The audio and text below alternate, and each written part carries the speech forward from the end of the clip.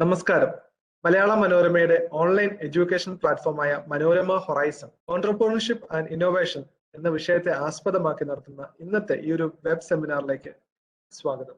സംരംഭകത്വം, നവീകരണം എന്ന വിഷയത്തെ ആസ്പദമാക്കി നടത്തുന്ന നമ്മളുടെ ഇന്നത്തെ ഒരു സെഷനിൽ നമ്മളുടെ നാടിന്റെ പുരോഗതിക്ക് ഏറ്റവും അധികം ആവശ്യമുള്ള പുതിയ പുതിയ സംരംഭങ്ങൾ, അതുപോലെ തന്നെ മനസ്സിലുള്ള ആശയത്തെ എങ്ങനെ ഒരു പുതിയ സംരംഭമാക്കി വളർത്താം, ആ ഒരു സംരംഭത്തെ എങ്ങനെ അടുത്ത ലെവലിലേക്ക് കൊണ്ടുപോകാം എന്നിങ്ങനെ സംരംഭകത്തെ കുറിച്ചും ആ ഒരു സംരംഭത്തെ എങ്ങനെയാണ് വളർത്തിയെടുക്കേണ്ടതിനെ കുറിച്ചും, അതുപോലെ തന്നെ നിങ്ങൾക്ക് ഓരോരുത്തർക്കും സംരംഭത്തെ കുറിച്ചും അതിന്റെ വിവിധ വശങ്ങളെ കുറിച്ചുമുള്ള സംശയങ്ങൾ ദൂരീകരിക്കുന്നതിനുമൊക്കെയായി നമ്മളുടെ കൂടെ ഇന്നുള്ളത് doctor Rakesh G K, assistant professor, faculty in charge IISc and IPR, Indian Institute of Information Technology, Kottayam. ഒരു അധ്യാപകനും ഒപ്പം ഒരു എഴുത്തുകാരനും സംരംഭകനും എല്ലാമായ ശ്രീ രാകേഷ് സാറിനെ ഇന്നത്തെ നമ്മളുടെ ഒരു അതിഥിയായി ലഭിച്ചത് നമ്മളുടെ ഒരു അനുഗ്രഹമാണ്. ഏറ്റവും ബഹുമാനത്തോടെ തന്നെ രാകേഷ് സാറിനെ നമ്മുടെ ഈ ഒരു സെഷനിലേക്ക് സ്വാഗതം ചെയ്തു. സ്വാഗതം സാർ. ഒരുപാട് സന്തോഷം സെബിൻ. നമ്മളുടെ ഈ ഒരു സെഷനിൽ നമ്മൾ അറ്റൻഡ് ചെയ്യാനായി എത്തിച്ചേർന്നിരിക്കുന്ന നിങ്ങൾ ഓരോരുത്തരെയും നമ്മുടെ ഈ ഒരു സെഷനിലേക്ക് സ്വാഗതം ചെയ്യുന്നു. നിങ്ങൾക്ക് നിങ്ങളുടെ സംശയങ്ങൾ ചാറ്റ് രൂപത്തിൽ ചോദിക്കാവുന്നതാണ്. അതിൽ നിന്നും തിരഞ്ഞെടുക്കപ്പെടുന്ന ചോദ്യങ്ങൾക്ക് സമയത്തിന്റെ ലഭ്യത അനുസരിച്ച് നമ്മുടെ ഈ ഒരു സെഷനിലൂടെ തന്നെ മറുപടികൾ നൽകുന്നതുമായിരിക്കും. ഏറ്റവും സ്നേഹത്തോടെ എല്ലാവരെയും നമ്മുടെ ഒരു സെഷനിലേക്ക് സ്വാഗതം ചെയ്യുന്നു. എല്ലാവർക്കും ഏറ്റവും വിജ്ഞാനപ്രദമായ ഒരു സമയം ആശംസിക്കുന്നു. ഏവർക്കും സ്വാഗതം. സാർ, രാകേഷ് സാർ, നമുക്ക് ആരംഭിക്കാം. Sir, Thank you, Sebin. Thank you, Manorama, for inviting me on this for this talk on innovation and entrepreneurship. So, എനിക്കറിയാം ഇപ്പൊ നമ്മുടെ ഈ ഒരു പ്ലാറ്റ്ഫോമില് ഒരു മിക്സഡ് മോഡ് ഓഫ് പാർട്ടിസിപ്പൻസ് ആണ് ഉള്ളത് എന്നാണ് ഞാൻ മനസ്സിലാക്കുന്നത്. അതുകൊണ്ട് തന്നെ ഈ ഒരു ഡെലിവറി ഓഫ് സ്പീച്ച് എന്ന് പറയുന്നത് മലയാളത്തിലും ഇംഗ്ലീഷിലും ഒരുപോലെ ചെയ്യണം എന്നാണ് എന്നോട് പറഞ്ഞിട്ടുള്ളത്. അതുകൊണ്ട് തന്നെ ആ രീതിക്കായിരിക്കും ഒരു പ്രസന്റേഷന്റെ സ്വഭാവം മുന്നോട്ട് പോകുന്നത്. അത് സ്വീകാര്യമാണെന്നാണ് ഞാൻ വിചാരിക്കുന്നത്. ഓക്കെ, കാരണം നമുക്കുള്ളത് വിവിധ തരത്തിലുള്ള ആളുകളുണ്ട്. അതുകൊണ്ട് തന്നെ അതായിരിക്കും അഭികാമ്യം. ഇപ്പൊ ഞാനൊരു ചെറിയ പ്രസന്റേഷൻ ഉണ്ട്. പ്രസന്റേഷനോടൊപ്പം തന്നെ നമുക്ക് ഇതിന്റെ ഡിസ്കഷനിലോട്ട് കടക്കാം. സോ ഇന്നത്തെ നമ്മുടെ സബ്ജക്ട് ഇന്നോവേഷൻ ആൻഡ് ഓൺട്രപ്രണർഷിപ്പ് എന്നുള്ളതാണ്. ഞാനിവിടെ സെബിൻ സൂചിപ്പിച്ചതുപോലെ IIIT കോട്ടയത്തിലെ അസിസ്റ്റന്റ് പ്രൊഫസറായിട്ട് ആണ് ഇപ്പോൾ ജോലി ചെയ്യുന്നത്. ഇവിടുത്തെ ഇന്നോവേഷൻ ഓഫീസിലും അതേപോലെ തന്നെ ഇന്റലക്ച്വൽ പ്രോപ്പർട്ടി റൈറ്റ്സ് എന്ന് പറയുന്ന നമ്മുടെ പേറ്റന്റ്, കോപ്പിറൈറ്റ് പോലെയുള്ള കാര്യങ്ങളൊക്കെ തന്നെ ആ ഒരു കാര്യങ്ങളെല്ലാം നോക്കുന്നത് ഞാൻ തന്നെയാണ്. അപ്പോൾ ഇതിലൊരു ഇന്നോവേഷൻ ആൻഡ് ഓൺട്രപ്രണർഷിപ്പ് എന്ന രീതിയിൽ ഞാൻ കഴിഞ്ഞൊരു 4-5 വർഷമായിട്ട് കൂടുതൽ ഇൻവോൾവ് ആയിട്ടുണ്ട്.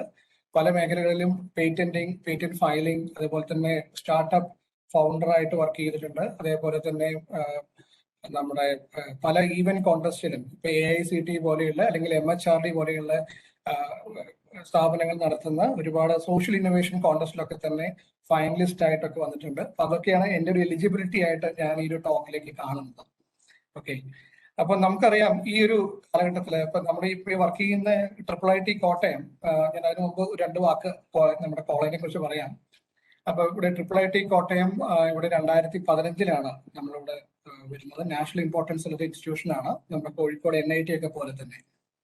ഇവിടെ നമുക്ക് BTech, MTech, PhD പ്രോഗ്രാംസ്, സാധാരണ എഞ്ചിനീയറിംഗ് മേഖലകളിലെ എല്ലാ പ്രോഗ്രാംസും ഉണ്ട്. പക്ഷെ കൂടുതലും നമ്മൾ ഫോക്കസ് ചെയ്യുന്നത് IT ആൻഡ് IT റിലേറ്റഡ് ആയിട്ടുള്ള കാര്യങ്ങളാണ്. അപ്പൊ കമ്പ്യൂട്ടർ സയൻസും അതുമായി ബന്ധപ്പെട്ട് കിടക്കുന്ന പല സബ്ജക്റ്റുകളും, ഇപ്പൊ നിങ്ങളിപ്പോ കേൾക്കുന്ന പോലെയുള്ള ആർട്ടിഫിഷ്യൽ ഇന്റലിജൻസ്, അതേപോലെ മെഷീൻ ലേണിംഗ്, IoT എന്നൊക്കെ പറയുന്ന പുതിയ സബ്ജക്റ്റുകളൊക്കെ തന്നെയാണ് ഞങ്ങളുടെ ഏരിയ ഓഫ് ഫോക്കസ് എന്ന് പറയുന്നത്. പിന്നെ പോരാത്തതിന് നമ്മുടെ ഈ ഓൺട്രപ്രണർഷിപ്പ് ആൻഡ് ഇന്നോവേഷൻ എന്ന് പറയുന്ന ആ കോൺടെസ്റ്റ് നോക്കുമ്പോൾ നമുക്കിവിടെ അടൽ ഇൻക്യുബേഷൻ സെന്റർ, അതേപോലെ MSME, micro small medium enterprises, ministry of MSME തന്നിരിക്കുന്ന MSME ബിസിനസ് ഇൻക്യുബേറ്റർ, ഇങ്ങനെയുള്ള 2 ഇൻക്യുബേഷൻ സെന്റേഴ്സ് ആണ് ഈ സ്റ്റാർട്ടപ്പുകൾക്കും ഓൺട്രപ്രണേഴ്സിനൊക്കെ ആയിട്ടുള്ള നമ്മുടെ സൗകര്യങ്ങൾ ഈ കോളേജിലുള്ളത്. അത് അപൂർവം എന്ന് പറയട്ടെ, ഈ അടൽ ഇൻക്യുബേഷൻ സെന്റർ കേരളത്തിലെ ആദ്യത്തെ AIC സെന്റർ ആണ്. നമുക്കിവിടെ ഏകദേശം 42ഓളം കമ്പനികളാണ് ഇവിടെ വർക്ക് ചെയ്യുന്നത്. അത് വെർച്വൽ പ്ലാറ്റ്ഫോംസിലും വർക്ക് ചെയ്യുന്നുണ്ട്, അല്ലാതെ ഫിസിക്കലിയും ഇവിടെ അവൈലബിൾ ആണ്. അതേപോലെ തന്നെ MSMEയിലും അതേപോലെ തന്നെ പല കമ്പനികളും ഇവിടെ വർക്ക് ചെയ്യുന്നുണ്ട്. അപ്പൊ ഇത് രണ്ടുമാണ് ഞങ്ങളുടെ ഒരു ഓൺട്രപ്രണർഷിപ്പ് ഇന്നോവേഷൻ എന്ന് പറയുന്നതിൽ ആക്സലറേറ്റേഴ്സ് ആയിട്ട് ഇവിടെ ആക്ട് ചെയ്യുന്നത്. ഓക്കെ, ഇതാണ് അതിന്റെ ഒരു ചുരുക്കം. നമ്മുടെ ഒരു പ്രാക്ടീസസിന്റെ ചുരുക്കം ഞാൻ പറഞ്ഞതേ ഉള്ളൂ. ഇപ്പൊ നമ്മുടെ ഈ ഒരു ടോക്കിലോട്ട് വന്നു കഴിഞ്ഞാൽ നമുക്കറിയാം ഈ ഓൺടർപ്രണർഷിപ്പ് ആൻഡ് ഇന്നോവേഷൻ ഈ രണ്ട് ടെർമിനോളജീസും ഇന്നത്തെ കാലത്ത് നമ്മൾ ഒരുപാട് പേര് ഉപയോഗിക്കുന്നതാണ് അല്ലെ. പലർക്കും ചിലപ്പോൾ അതിന്റെ അർത്ഥം അത് സംശയമാണ്. എന്നാലും കേരളത്തെ പോലുള്ള ഒരു സമൂഹത്തില് നമുക്കറിയാം ഗവൺമെന്റ് ആയാലും നമ്മുടെ ഇവിടുത്തെ പാഠ്യപദ്ധതികളായാലും ഒക്കെ തന്നെ ഈ ഓൺടർപ്രണർഷിപ്പിനെയൊക്കെ തന്നെ നമ്മുടെ മുന്നോട്ട് നയിക്കുന്ന ഒരു കരിക്കുലമാണ് ഇപ്പൊ കാണുന്നത്. ഇപ്പോ നമ്മുടെ ഇവിടെ നോക്കിക്കഴിഞ്ഞാലും ഓട്ടോണമസ് പോലുള്ള സ്ഥാപനങ്ങളിൽ ഓൺടർപ്രണർഷിപ്പ് എന്ന് പറയുന്ന സബ്ജക്ട് തന്നെ ഒരു സെപ്പറേറ്റ് ഡിഗ്രി പ്രോഗ്രാം ആയിട്ടൊക്കെ നടക്കുന്നുണ്ട്. സാധാരണ എഞ്ചിനീയറിംഗ് കോളേജുകളിലേക്ക് നോക്കിക്കഴിഞ്ഞാൽ നമുക്ക് പല ഈ ഓൺടർപ്രണർഷിപ്പ് വളർത്തിയെടുക്കാൻ വേണ്ടിയിട്ട് കുട്ടികളിലുള്ള അറിവുകളും ആശയങ്ങളും ഒക്കെ തന്നെ നെക്സ്റ്റ് ലെവലിലോട്ട് കൊണ്ടുപോകാനും ഒരു കമ്പനി സ്റ്റാർട്ടപ്പ് എന്ന് പറയുന്ന രീതിയിലേക്ക് അതിനെ കൊണ്ടുപോകാനൊക്കെ വേണ്ടി അതിൽ ഒരുപാട് ആക്സലറേറ്റേഴ്സ് ആക്ട് ചെയ്യുന്നുണ്ട്. കേരള സ്റ്റാർട്ടപ്പ് മിഷൻ പോലെയൊക്കെ ഉള്ളത്. അപ്പൊ അതിലോട്ടൊക്കെ നമുക്ക് വരാം. അതൊക്കെ തന്നെ നമ്മുടെ ഈ ഒരു നമ്മുടെ ടോക്കിന്റെ ഭാഗമാണ്. കേരള സ്റ്റാർട്ടപ്പ് മിഷന്റെ കാര്യങ്ങൾ, അതുപോലെയുള്ള ഈ ഓൺടർപ്രണർഷിപ്പിലേക്ക് നിങ്ങൾക്ക് ഓരോരുത്തർക്കും സഹായകമായിട്ടുള്ള ഫണ്ടിങ് ഏതൊക്കെ ഭാഗത്തു നിന്ന് വരും എന്നുള്ളത്, എങ്ങനെയാണ് ഫണ്ട് സ്വരൂപിക്കുന്നത്, ഒരു ഓൺടർപ്രണർക്ക് വേണ്ട ഗുണഗണങ്ങൾ, അതായത് ഒരു ക്യാരക്ടറിസ്റ്റിക്സ് എന്തൊക്കെയാണ്, അതേപോലെ നമ്മൾ ഒരു കമ്പനി സ്റ്റാർട്ട് ചെയ്യുമ്പോൾ മേജറായിട്ട് നമ്മൾ എങ്ങനെയാണ് ഒരു ഐഡിയ ടു പ്രോഡക്റ്റ് എന്ന രീതിയിൽ നമ്മൾ അതിനെ നോക്കിക്കാണുന്നത്. ഇതൊക്കെ തന്നെയാണ് ഈ ഒരു സെഷന്റെ ഉദ്ദേശമായിട്ട് ഉള്ളത്. ഓക്കെ, അപ്പൊ നമുക്കറിയാം ഈ പറഞ്ഞ പോലെ ഓൺടർപ്രണർഷിപ്പ് ഇന്നത്തെ കാലത്ത് കേരളത്തിലെ ഏറ്റവും കൂടുതൽ യുവാക്കൾ കടന്നു വരുന്ന ഒരു മേഖലയാണ്. കാരണം നമുക്കറിയാം, നമുക്ക് ആർക്കും തന്നെ ഒരു നല്ല ശതമാനം ആളുകൾക്ക് തന്നെ ജോബ് സീക്കേഴ്സ് ആയിട്ട് മാറാൻ ആഗ്രഹമില്ല. എല്ലാവർക്കും ജോബ് ക്രിയേറ്റേഴ്സ് ആവാനാണ് ആഗ്രഹം. പക്ഷെ ഈ ആഗ്രഹത്തിനോടൊപ്പം നല്ലൊരു അറിവും നല്ലൊരു പാഷൻ സാധാരണ ആഗ്രഹവും വ്യത്യാസമുണ്ട്, നമുക്കറിയാതെ. ഒരു പാഷനോട് കൂടിയിട്ടുള്ള നല്ല അറിവും കൂടിയിട്ടുള്ള ഒരാളാണെങ്കിൽ ഒബ്വിയസ്ലി അയാൾക്ക് ഒരു ഓൺടർപ്രണർ ആവാനായിട്ട് കഴിയും. അപ്പൊ നമ്മൾ സാധാരണ പറയാറുണ്ട് ഒരു ക്രിയേറ്റിവിറ്റി, ഇന്നോവേഷൻ എന്നൊക്കെ പറയുന്ന വാക്കുകൾ അല്ലെങ്കിൽ ആ ഒരു സബ്ജക്ട് ഇതുമായിട്ട് വളരെ റിലേറ്റഡ് ആണ് അല്ലെ. ഒരു ക്രിയേറ്റിവിറ്റി സാധാരണ നമ്മൾ പഴയ കാലത്ത് ഈ ഓൺടർപ്രണർഷിപ്പ് എന്നുള്ള വാക്ക് ഉണ്ടായിരുന്നില്ല. പണ്ട് നമ്മൾ പറഞ്ഞുകൊണ്ടിരുന്നത് സാധാരണ സ്മോൾ ബിസിനസ്, ഞാനൊരു ബിസിനസ് ആരംഭിക്കാൻ പോകുന്നതാണ് പറഞ്ഞുകൊണ്ടിരുന്നത് അല്ലെ. ഇന്നത്തെ കാലത്ത് ഒരു എഞ്ചിനീയറിംഗ് മേഖലയിലോ അല്ലെങ്കിൽ സാധാരണ സയൻസ് ആൻഡ് ആർട്സ് ആൻഡ് സയൻസിലോ പഠിക്കുന്ന ഒരു കുട്ടിയോടോ ഇതുപോലെയുള്ള ആശയങ്ങൾ ചോദിച്ചു കഴിഞ്ഞാൽ അവൻ പറയും I want to become an entrepreneur എന്ന് പറയും അല്ലെ. ഇപ്പൊ സ്റ്റാർട്ടപ്പ് ഫൗണ്ടർ എന്നൊക്കെ പല വീടുകൾ നമ്മൾ കാണാറുണ്ട്. അപ്പോൾ ഈ ഓൺടർപ്രണേഴ്സ് സാധാരണ സ്മോൾ ബിസിനസ്സും തമ്മിൽ ഒരുപാട് അന്തരമുണ്ട് ഇല്ലേ. സാധാരണ എന്റെ ഒരു കാഴ്ചപ്പാടിൽ ഞാൻ മനസ്സിലാക്കുന്നത് ഒരു സ്മോൾ ബിസിനസ് ഓൺടർപ്രണർ, സ്മോൾ എന്ന് പറഞ്ഞാൽ അതിന്റെ വോള്യം അല്ല നമ്മളവിടെ കാണുന്നത്. അതിന് പകരം നമ്മൾ അതിനെ ഒരു എന്താ പറയണ്ടേ, അതിന്റെ ഒരു ദ വേ ഫോർവേഡ് ആണ്. അതായത് സാധാരണ ഇപ്പൊ നമ്മുടെ നാട്ടിലൊക്കെ തന്നെ പല ചെറുകിട വ്യവസായങ്ങളുണ്ട്. ഇപ്പൊ ഒരു കട നടത്തുന്ന ഒരാളുണ്ടാവാം, ഒരു സലൂൺ നടത്തുന്ന ഒരാളുണ്ടാവാം. അതൊക്കെ ഓൺടർപ്രണേഴ്സ് തന്നെയാണ്, അതൊന്നും അല്ലാന്ന് ഞാൻ പറയുന്നില്ല. പിന്നെ അതേപോലെ വലിയ തുണി ഷോപ്പുകൾ ഉണ്ടാവാം അല്ലെ, മാനുഫാക്ചറിങ് യൂണിറ്റ്സ്, ചില ഫുഡ് പ്രോഡക്ട്സ് ഉണ്ടാക്കുന്ന കമ്പനികൾ എല്ലാം ഉണ്ട്. അപ്പൊ ഇതെല്ലാം തന്നെ നമുക്ക് വേണമെങ്കിൽ ഞാൻ അതിനെ ഒരു പാഷൻ എന്ന എലിമെന്റ് മാറ്റി വെച്ചുകൊണ്ട് നമ്മൾ എല്ലാം തന്നെ നമ്മളതിനെ ഒരു സ്മോൾ ബിസിനസ്സസ് എന്ന് മാത്രമേ ഞാൻ പറയാൻ ഉദ്ദേശിക്കുന്നുള്ളൂ. അതിനർത്ഥം ക്വാണ്ടിറ്റിയുടെ അല്ല, അതൊരു ഉപജീവന മാർഗമായിട്ടോ അല്ലെങ്കിൽ നമ്മുടെ ഫോർ ഫാദേഴ്സ് കൊണ്ടുവന്ന ഒരു സംരംഭം നമ്മളെ മുന്നോട്ട് നയിക്കുന്നതായിട്ടൊക്കെയാണ് നമ്മൾ കാണാറ്. മാക്സിമം അത് ലിവിങ് കണ്ടീഷൻസ്, നമ്മുടെ ഒരു ഏണിംഗ് ഫോർ ലിവിങ് എന്ന് പറയുന്ന രീതിയിലാണ് സാധാരണ ഒരു സ്മോൾ ബിസിനസ്സസ് നമ്മൾ കാണാറ്. മറിച്ച് ഒരു ഓൺടർപ്രണർഷിപ്പ് എന്ന് പറയുന്നത് കൂടുതലും അതിനെ നമ്മൾ കാണുന്നത് ഒരാളുടെ ഒരു പാഷൻ, പഠിക്കുന്ന കാലത്തോ അവരുടെ പല ഒരു ഇവന്റുകൾക്കൊക്കെ പോകുന്ന സമയത്ത് അവർക്ക് കിട്ടുന്ന എന്തെങ്കിലും ഐഡിയ, അല്ലെങ്കിൽ നമ്മുടെ ചുറ്റുപാടുകളിൽ നിന്ന് നമ്മൾ കാണുന്ന കസ്റ്റമറിന്റെ പെയിൻ അല്ലെ, കസ്റ്റമർ പെയിൻ ആണ് അതിന്റെ എല്ലാം അടിസ്ഥാനം. ഒരു പബ്ലിക് നീഡ്, ഒരു കമ്മ്യൂണിറ്റിയുടെ നീഡ്, അത് അഡ്രസ് ചെയ്യാൻ വേണ്ടി ഒരാൾ ശ്രമിക്കുന്ന ഒരു ശ്രമമാണ് ഈ ഓൺടർപ്രണർഷിപ്പ്. അത് സക്സസ്ഫുൾ ആവാം, ഫെയിലിയർ ആവാം. പക്ഷേ സക്സസ്ഫുൾ ആവാനുള്ള കാര്യങ്ങളാണ് നമ്മൾ ചർച്ച ചെയ്യുന്നത്. ഒരു ഓൺടർപ്രണർഷിപ്പ് എങ്ങനെ സക്സസ്ഫുൾ ആവാം. അപ്പൊ ഒരു ആശയം എന്നുള്ളത് നമുക്കറിയാം, എന്ത് തന്നെയായാലും ഏതൊരു ബിസിനസ്സിനും ഒരു ഐഡിയ ഇല്ലാതെ നമുക്ക് ബിസിനസ് തുടങ്ങാൻ പറ്റില്ല. പക്ഷെ ഈ ഐഡിയ എത്രത്തോളം ഒരു കൺസ്യൂമർ നീഡാണ്, ഒരു മേജർ ഒരു കമ്മ്യൂണിറ്റിയെ എത്രത്തോളം അഡ്രസ് ചെയ്യുന്നുണ്ട് എന്നുള്ളതാണ് ആ ഒരു ഐഡിയയുടെ ഏറ്റവും വലിയ ഒരു ക്വസ്റ്റ്യൻ നമ്മൾ ചോദിക്കേണ്ടത്. നമുക്ക് എല്ലാവർക്കും പല ഐഡിയാസ് ഉണ്ടാവും, പക്ഷെ അതെല്ലാം തന്നെ ഫീസിബിൾ ആണോ? ഇവിടെ ഫീസിബിലിറ്റി മെഷർ ചെയ്യുന്നത് എങ്ങനെയാണ്? ഒരു കമ്മ്യൂണിറ്റിയുടെ പൊതുവായ പ്രശ്നത്തെയാണോ, അല്ലെങ്കിൽ നമ്മുടെ ആ ഒരു നമ്പർ ഓഫ് കസ്റ്റമേഴ്സ് എത്രയാണ്, നമ്മളുടെ മാർക്കറ്റ് എവിടെയാണ്? അപ്പൊ ആ ഐഡിയ എന്ന് പറയുന്നത് അതിലേക്ക് ഒരു വിരൽ ചൂണ്ടുന്ന ഒരു സംഭവമാണോ? അങ്ങനെയാണോ നമ്മൾ ഐഡിയ കാണുന്നത്? അങ്ങനെയാണെങ്കിൽ ഒബ്വിയസ്ലി നിങ്ങൾക്ക് ഐഡിയയുമായിട്ട് മുന്നോട്ട് പോകാം. നമ്മൾ എപ്പോഴും നോക്കേണ്ടത് ചുറ്റുപാട് അറിയിക്കഴിഞ്ഞാൽ ഇഷ്ടം പോലെ നമുക്കറിയാം പല പ്രോബ്ലംസും ഉള്ള ഒരു സിറ്റുവേഷൻ ആണ്. ഇപ്പൊ പ്രത്യേകിച്ച് ഇപ്പൊ കോവിഡ് സിനാരിയും കൂടി വന്നപ്പോൾ അല്ലെ? ഇതിനെല്ലാം തന്നെ നമുക്ക് അഡ്രസ് ചെയ്യാനായിട്ട് പല ഐഡിയാസ് ഉണ്ടാവും. പക്ഷെ നമ്മൾ അഡ്രസ് ചെയ്യുന്ന ഐഡിയാസ് എത്രത്തോളം കമ്മ്യൂണിറ്റി, ഏതൊരു കമ്മ്യൂണിറ്റിയിലോട്ടാണ് പോകുന്നത്, അത് ഏത് ഒരു കേരളം എന്ന് പറയുന്ന ഒരു ഭാഗം മാത്രമാണോ, അത് ഔട്ട്സൈഡ് ദ സ്റ്റേറ്റ് നമ്മൾ നോക്കുന്നുണ്ടോ, അതൊരു ഗ്ലോബൽ മാർക്കറ്റ് ആണോ നമ്മുടെ ലക്ഷ്യം? സാധാരണ ഒരു ഓണ്ടർപ്രണർഷിപ്പിന്റെ ലക്ഷ്യം ഗ്ലോബൽ മാർക്കറ്റ് ആണ്. ഒരിക്കലും നമ്മുടെ കംഫേർട്ട് സോണിൽ ഇരുന്ന് വർക്ക് ചെയ്യുന്നതല്ലല്ലോ. നമുക്ക് പുറത്തേക്ക്, നമ്മുടെ ബൗണ്ടറിക്ക് പുറത്തേക്ക് പോയി നമ്മുടെ ഒരു പ്രോഫിറ്റ് മേക്കിങ്ങിനേക്കാൾ കൂടുതൽ നമ്മുടെ ആഗ്രഹത്തിന്റെ ഒരു സബലീകരണം കൂടിയാണ് ഓണ്ടർപ്രണർഷിപ്പ്. അതൊരു ലവ്, നമ്മുടെ പാഷൻ, ലവ്, ഒരു ക്രിയേറ്റിവിറ്റി, ഇന്നോവേഷൻ എന്നൊക്കെ പറയുന്ന അതില് ഇൻവോൾവ് ആയി ചെയ്യുന്നത്. ഒരിക്കലും അതിൽ പ്രോഫിറ്റ് മോട്ടീവിനോട് കൂടിയിട്ടല്ല ഒരാൾ അതിനെ സമീപിക്കുന്നത്. പിന്നീട് ആ പാഷനുമായി മുന്നോട്ട് പോകുന്ന സമയത്ത് സ്വാഭാവികമായിട്ടും അയാൾ കൊടുക്കുന്ന ഹാർഡ് വർക്കും എഫേർട്ടും അയാളുടെ കമ്മിറ്റ്മെന്റും അയാളുടെ പൊതുവെയുള്ള കണക്ഷൻസും നെറ്റ്വർക്കൊക്കെ കൊണ്ട് പിന്നീട് വരുന്നതാണ് ഈ മണിയും പ്രോഫിറ്റും ഒക്കെ. അത് നിങ്ങൾക്ക് പലർക്കും അറിയാവുന്നതായിരിക്കും. ഞാനത് ജനറലൈസ് ചെയ്ത് പറയുന്നത്, നമുക്ക് പല കമ്മ്യൂണിറ്റിയിലുള്ള ആൾക്കാർ ഇത് അറ്റൻഡ് ചെയ്യുന്നതുകൊണ്ടാണ് അങ്ങനെ പറയുന്നത്. ഓക്കെ, അപ്പം ഈ ഒരു രീതിയിൽ നമ്മൾ കുറെ കാലം ഒരു ഐഡിയ നമ്മുടെ മനസ്സിലുണ്ടാവുന്നു. ആ ഐഡിയയെ നമ്മൾ വീണ്ടും വീണ്ടും പഠനത്തിലൂടെയും നമ്മുടെ ഹാൻഡ്സ് ഓൺ എക്സ്പീരിയൻസിലൂടെയും ട്രയൽ ആൻഡ് എറർ മെത്തേഡിലൂടെയും ഒക്കെ തന്നെ ഒരു കമേഴ്ഷ്യലി വയബിൾ പ്രോഡക്റ്റ് ആയിട്ട് മാറ്റുന്നു. ഒബ്വിയസ്ലി അതിൽ പ്രോഫിറ്റ് ഉണ്ടാവും സ്വാഭാവികമായിട്ടും. അതുകൊണ്ടാണ് പറയുന്നത് നമ്മൾ കൊടുക്കുന്ന ഐഡിയ എന്ന് പറയുന്നത് വളരെ വളരെ ശ്രദ്ധിച്ച് ചെയ്യേണ്ടതെന്നാണ്. ആ ഐഡിയ എന്തെങ്കിലും ഒരു വേഗ് ഐഡിയ ആയിരിക്കരുത്, വളരെ ഫോക്കസ്ഡ് ആയിരിക്കണം. ഇന്ന ടാർഗറ്റ് കമ്മ്യൂണിറ്റിക്കാണ് നമ്മൾ ആ ഐഡിയ കൊണ്ടുവരുന്നത് എന്ന് നമുക്ക് മനസ്സിലാക്കണം. എന്നാൽ മാത്രമേ അതിലൊരു നെക്സ്റ്റ് ലെവൽ ഗ്രോത്ത് ഉള്ളൂ. അല്ലെങ്കിൽ സ്ഥാപനം തുറക്കുന്നതും അടയ്ക്കുന്നതും ഏകദേശം ഒരേ പീരീഡ് തന്നെ ആയിരിക്കും. അപ്പോൾ ഫോർമൽ ആയിട്ടുള്ള ഒരു ഡെഫിനിഷൻസ് ഉണ്ട്. അപ്പോൾ ഓണ്ടർപ്രണർഷിപ്പ് എന്ന് പറഞ്ഞാൽ നമുക്കറിയാം, it's ability and readiness. Ability and readiness, ഇപ്പൊ രണ്ട് കാര്യങ്ങളുണ്ട്. എബിലിറ്റി വേണം. എബിലിറ്റി എന്ന് പറഞ്ഞാൽ നമ്മുടെ ഓരോരുത്തരുടെയും റിസോഴ്സസ് ആണ്, അല്ലെ? റിസോഴ്സ്ഫുൾ ആയിട്ടിരിക്കണം എന്നാണ്. ഓരോ ഓണ്ടർപ്രണറും നല്ല റിസോഴ്സ്ഫുൾ ആയിരിക്കണം. എന്താ റിസോഴ്സ്ഫുൾ എന്ന് പറഞ്ഞു കഴിഞ്ഞാൽ അയാൾക്ക് നമ്മൾ ചെയ്യാൻ പോകുന്ന ആശയത്തെ പറ്റിയിട്ടൊരു മുൻ ധാരണ ഉണ്ടായിരിക്കണം. അതിനുള്ള നീഡ്ഫുൾ സ്കിൽ സെറ്റ്സ് ഉണ്ടായിരിക്കണം എന്നുള്ളതാണ്. That ability, that capability, as well as readiness to develop, organise and run a business enterprise along with any of its uncertainties in order to make a profit. നമുക്കറിയാം, ഇതുപോലെയുള്ള ഏത് സംരംഭത്തിനാണെങ്കിലും risk involve in it. So ഏതൊരു ഓണ്ടർപ്രണറും ഈ risk factors എല്ലാം തന്നെ എല്ലാ ഘട്ടത്തിലും, ഈ പറയുന്ന ഒരു കമ്പനിയുടെ സ്റ്റാർട്ടിംഗ് സ്റ്റേജ് മുതൽ അതൊരു എന്താ പറയണ്ട റണ്ണിങ് സ്റ്റേജ് ആവുന്നവരെ, സ്മൂത്ത് റണ്ണിങ് സ്റ്റേജ് ആവുന്നതുവരെ പല ഘട്ടത്തിലും നമുക്ക് ഈ പറയുന്ന ഒരു റിസ്ക് ഫാക്ടർ ഇൻവോൾവ് ആണ്. അതെല്ലാം തരണം ചെയ്ത് മുന്നോട്ട് പോകാൻ പറ്റുന്ന ഒരാളായിരിക്കും നമ്മൾ ഓണ്ടർപ്രണർ എന്ന് പറയുന്നത്.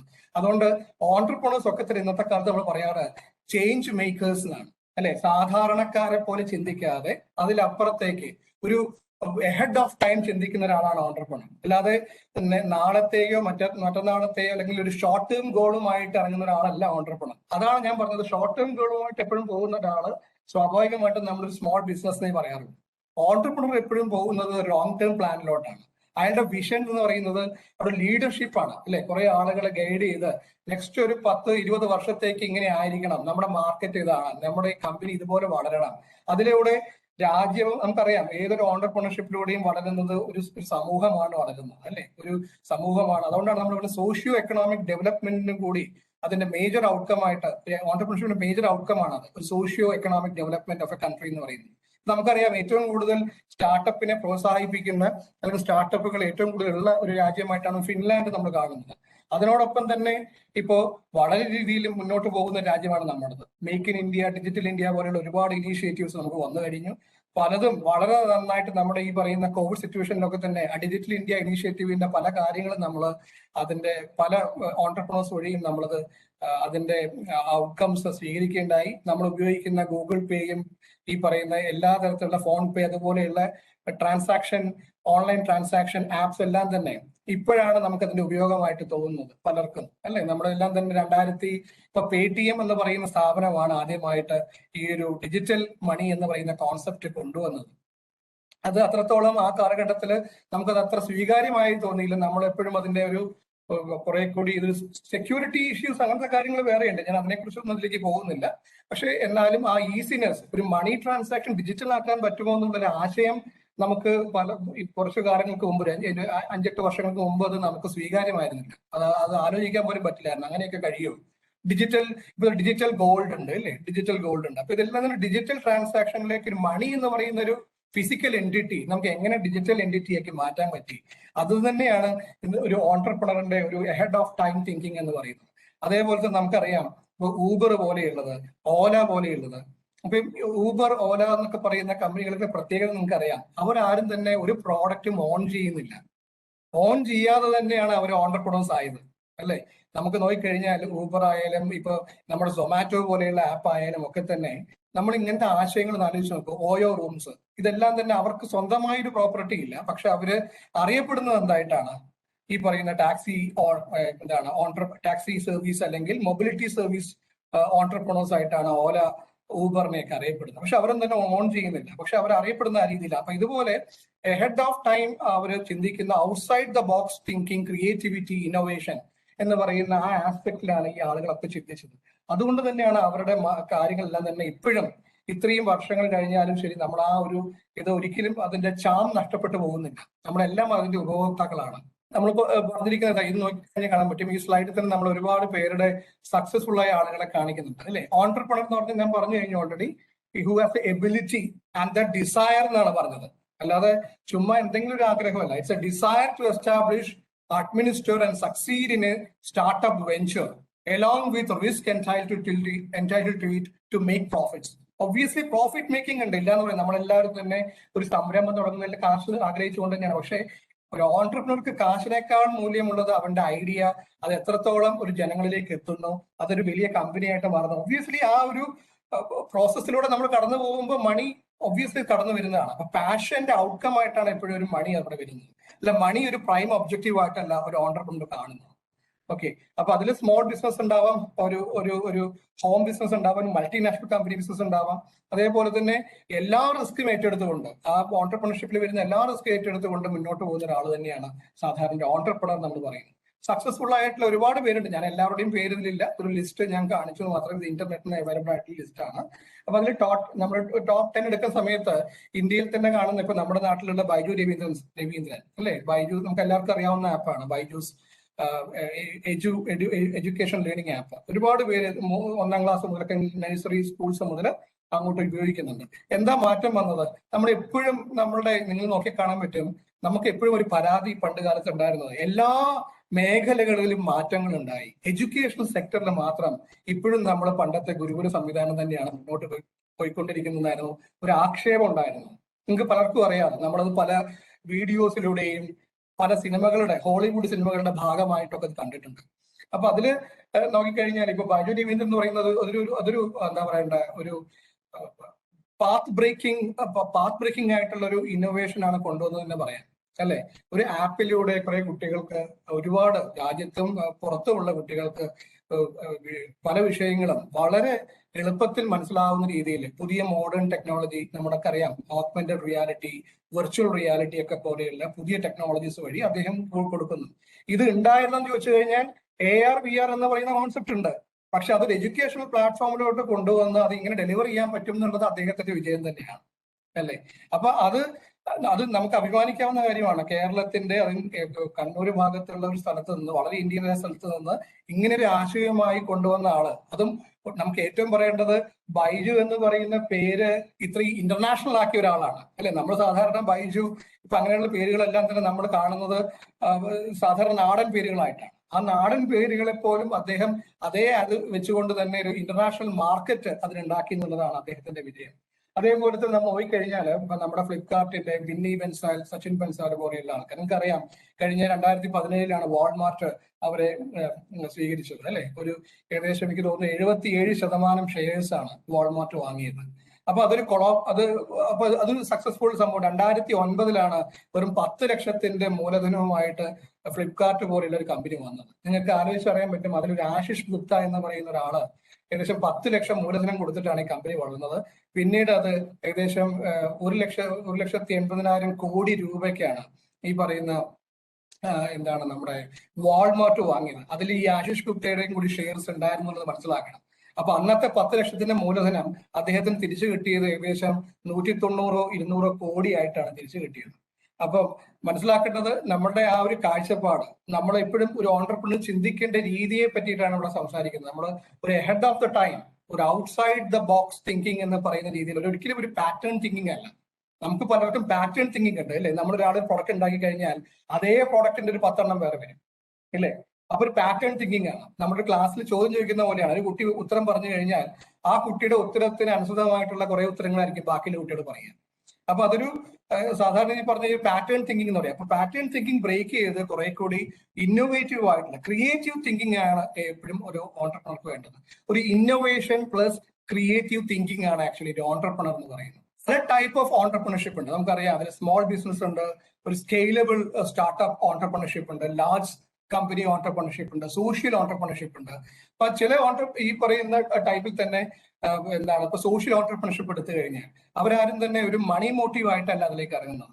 ഒരു കസ്റ്റമർ പ്രോബ്ലം നമ്മൾ എടുത്തുകൊണ്ട് അതിനെ എങ്ങനെ ഒരു, ഇപ്പൊ നമ്മൾ ഞാൻ വർക്ക് ചെയ്യുന്ന സയൻസ് ആൻഡ് ടെക്നോളജി ഫീൽഡ് ആണെങ്കിൽ ആ സയൻസ് ആൻഡ് ടെക്നോളജി ഫീൽഡ് വെച്ച് നമുക്ക് എങ്ങനെ ആ ഒരു പ്രോബ്ലത്തെ ഫേസ് ചെയ്യാം, ആ പ്രോബ്ലത്തിനെ എങ്ങനെ നമ്മുടെ ഓപ്പർച്യൂണിറ്റി ആക്കി മാറ്റാം, അവിടെയാണ് ഒരു സക്സസ്ഫുൾ ഓണ്ടർപ്രണറിന്റെ ഒരു സ്ഥാനം ഇരിക്കുന്നത്. അല്ലാതെ അതല്ലേ ഒരു, ഇപ്പൊ നമ്മൾ നോക്കി കഴിഞ്ഞാൽ ഉദാഹരണം പറഞ്ഞു കഴിഞ്ഞാൽ ഇപ്പൊ എന്റെ മനസ്സിലേക്ക് പെട്ടെന്ന് വരുന്നത് നമ്മുടെ ജെൻ റോബോട്ടിക്സ് എന്ന് പറയുന്ന കമ്പനി.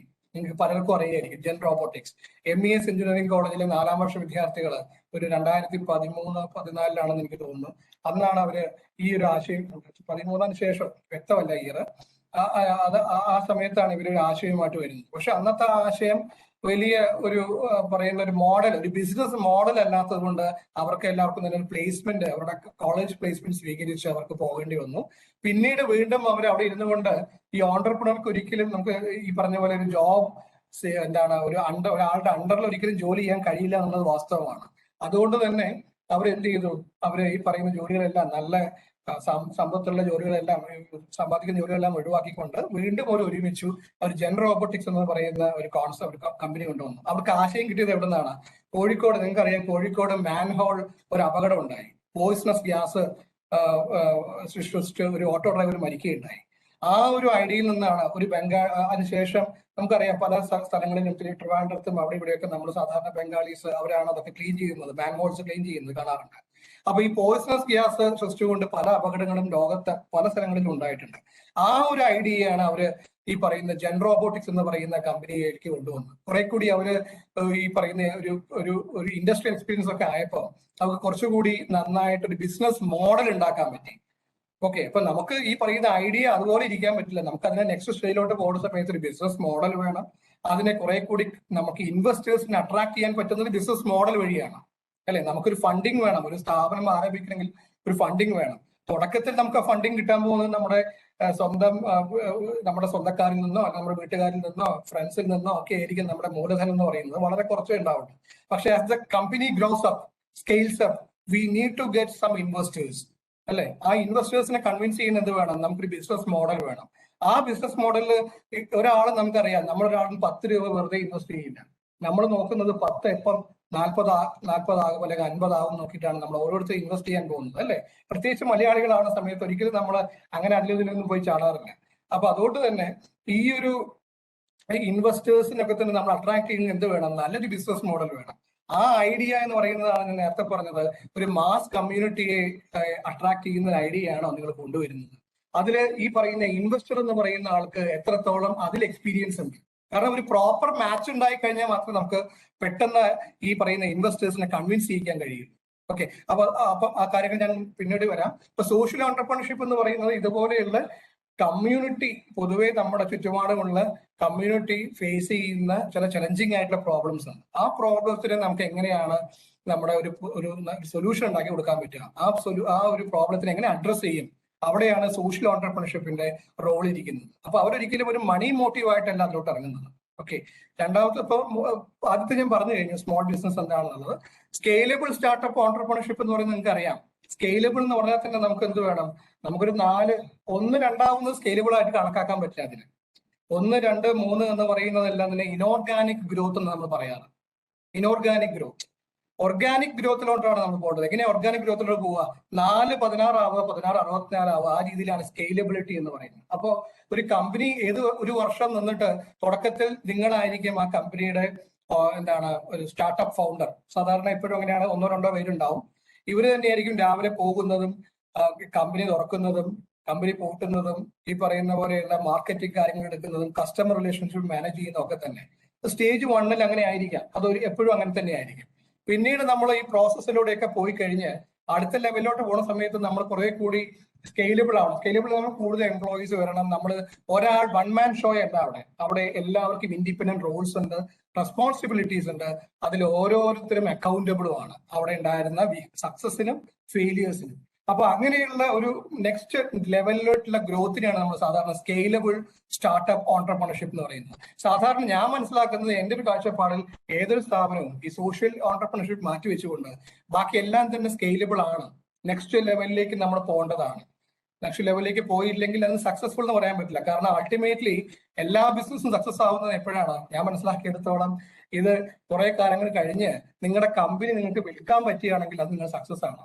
സെയിൽ ചെയ്യാൻ പറ്റണം. കാരണം സെയിൽ ചെയ്യാത്ത എന്തെങ്കിലും പ്രോപ്പർട്ടി അസറ്റ് നമ്മൾ വാങ്ങി വെച്ചുകൊണ്ട് വലിയ കാര്യമുണ്ടോ? ഒരു കാര്യമില്ല. അപ്പൊ നമുക്ക് ഒന്നെങ്കിൽ നമ്മുടെ കമ്പനി കുറെ കാലത്തിന് ശേഷം ഒരു ഷെയർ മാർക്കറ്റിൽ ലിസ്റ്റ് ചെയ്യാൻ കഴിയണം, അതല്ലെങ്കിൽ ഇത് സെയിൽ ചെയ്യാൻ കഴിയണം.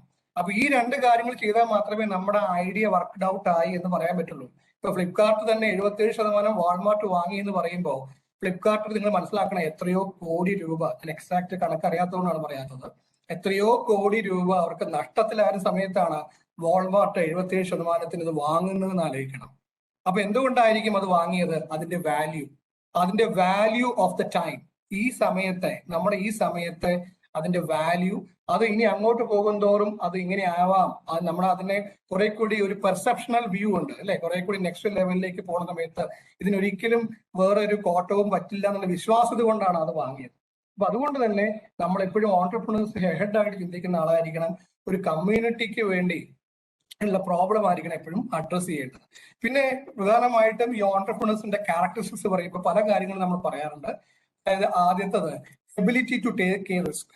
അതാണ് ആദ്യത്തത്. റിസ്ക് എന്ന് പറയുന്ന ഒരു എലിമെന്റ് ഒഴിവാക്കിക്കൊണ്ട് ഒരു ബിസിനസ് സംരംഭവും ഇല്ല. നമുക്ക് എല്ലാവർക്കും അറിയാവുന്നതാണ്. റിസ്ക് ഏതൊക്കെ ഘട്ടങ്ങളിൽ വരുന്നു എന്നുള്ളത് മാത്രമേ മാറ്റമുള്ളൂ. അത് ചിലപ്പോൾ തുടക്കത്തിലാവാം. അതെല്ലാവരും ഫേസ് ചെയ്യുന്ന ഫണ്ടിങ് ഇഷ്യൂസ് തന്നെയായിരിക്കും ഏറ്റവും വലിയ റിസ്ക് ആയിട്ട് ആദ്യം വരുന്നത്. അത് കഴിഞ്ഞ് നമുക്ക് ഇൻവെസ്റ്റേഴ്സിനെ കണ്ടെത്താൻ റിസ്ക് ആയിരിക്കാം, മാർക്കറ്റിംഗിൽ റിസ്ക് ആയിരിക്കാം, സ്കിൽഫുൾ ആയിട്ടുള്ള റിസോഴ്സസ് ഇല്ലാത്തതിന്റെ റിസ്ക് ആയിരിക്കാം അല്ലെ. ഒരു കമ്പനിയിൽ നമ്മളൊരു പ്രോഡക്റ്റ് കൊണ്ടുവന്നു, അതിന് സ്കിൽഫുൾ ആയിട്ടുള്ള വർക്കേഴ്സ് ഇല്ല, അതൊരു റിസ്ക് ആണ്. അപ്പൊ ഇതിനെല്ലാം തരണം ചെയ്ത് എത്രത്തോളം നമ്മൾ നെവർ ക്വിറ്റ് എന്ന് പറയുന്ന, ഒരിക്കലും ഒരു ഓൺടർപ്രണർ ക്വിറ്റ് എന്ന് പറയുന്ന ആ ഒരു വെർബ് നമുക്കില്ല. ആ നെവർ ക്വിറ്റ് എന്ന് പറയുന്ന പ്രിൻസിപ്പിളുമായിട്ട് മുന്നോട്ട് പോകുന്ന ഒരാൾ മാത്രമേ ഓൺടർപ്രണർ ആവുള്ളൂ. അപ്പോൾ ability to take a risk എന്ന് പറയുന്നത് ഇതിന്റെ ഫസ്റ്റ് ലെവൽ നമുക്ക് വേണ്ട ഒരു നീഡ്ഫുൾ ക്യാരക്ടറാണ്. രണ്ടാമത്തെ ഇന്നോവേഷൻ എന്ന് ഞാൻ പറഞ്ഞു. ഇന്നോവേഷൻ എന്ന് പറയുമ്പോൾ അതിൽ റോക്കറ്റ് സയൻസ് ഒന്നും നമ്മൾ പറയുന്നില്ല ഇവിടെ. ഇന്നോവേഷൻ നമ്മൾ പറയുന്നത് സാധാരണ ആളുകൾ ചിന്തിക്കാത്ത ഒരു ക്രിയേറ്റീവ് തിങ്കിങ് ആദ്യം വരുന്നു.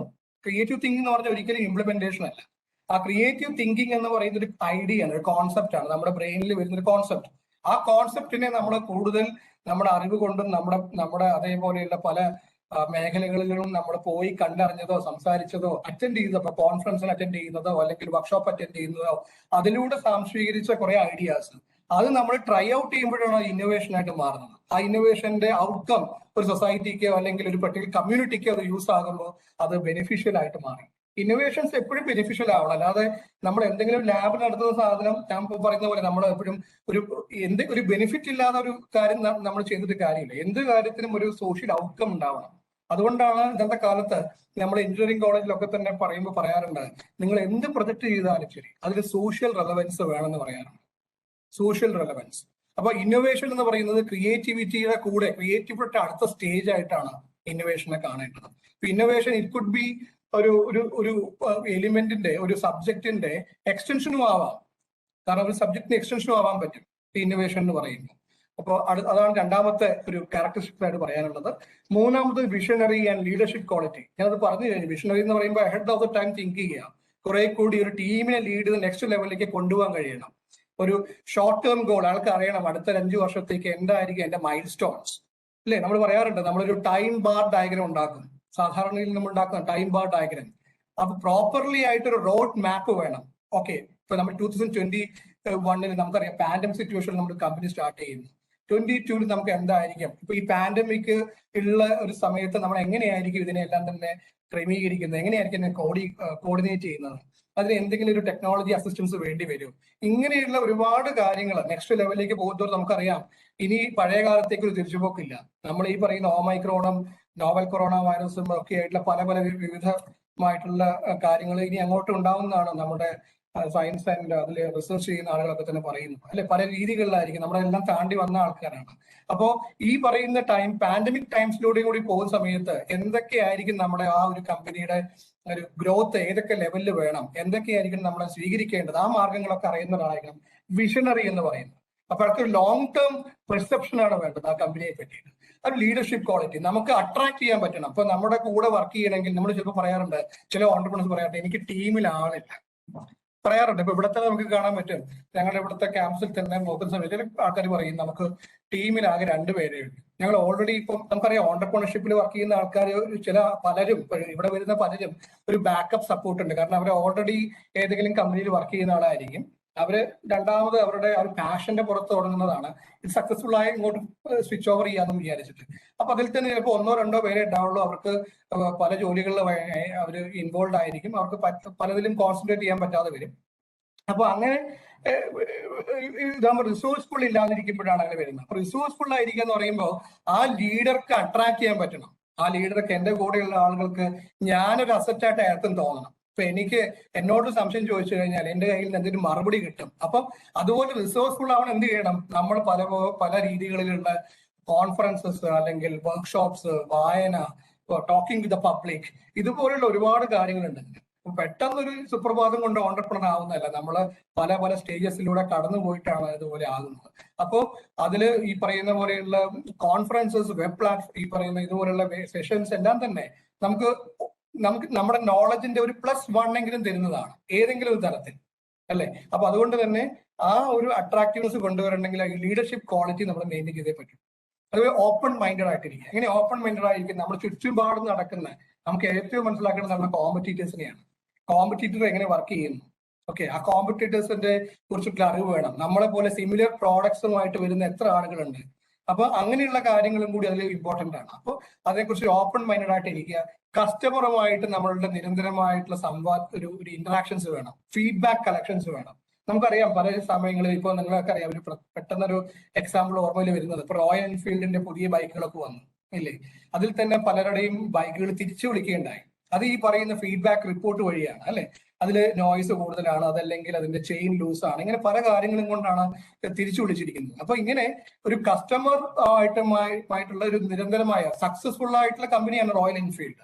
അതുകൊണ്ട് നമ്മൾ സക്സസ്ഫുൾ ആയെന്ന് വിചാരിച്ചുകൊണ്ട് അവർ പിന്നെ കസ്റ്റമറുമായിട്ട് ഡീൽ ചെയ്യാതിരിക്കുന്നില്ല.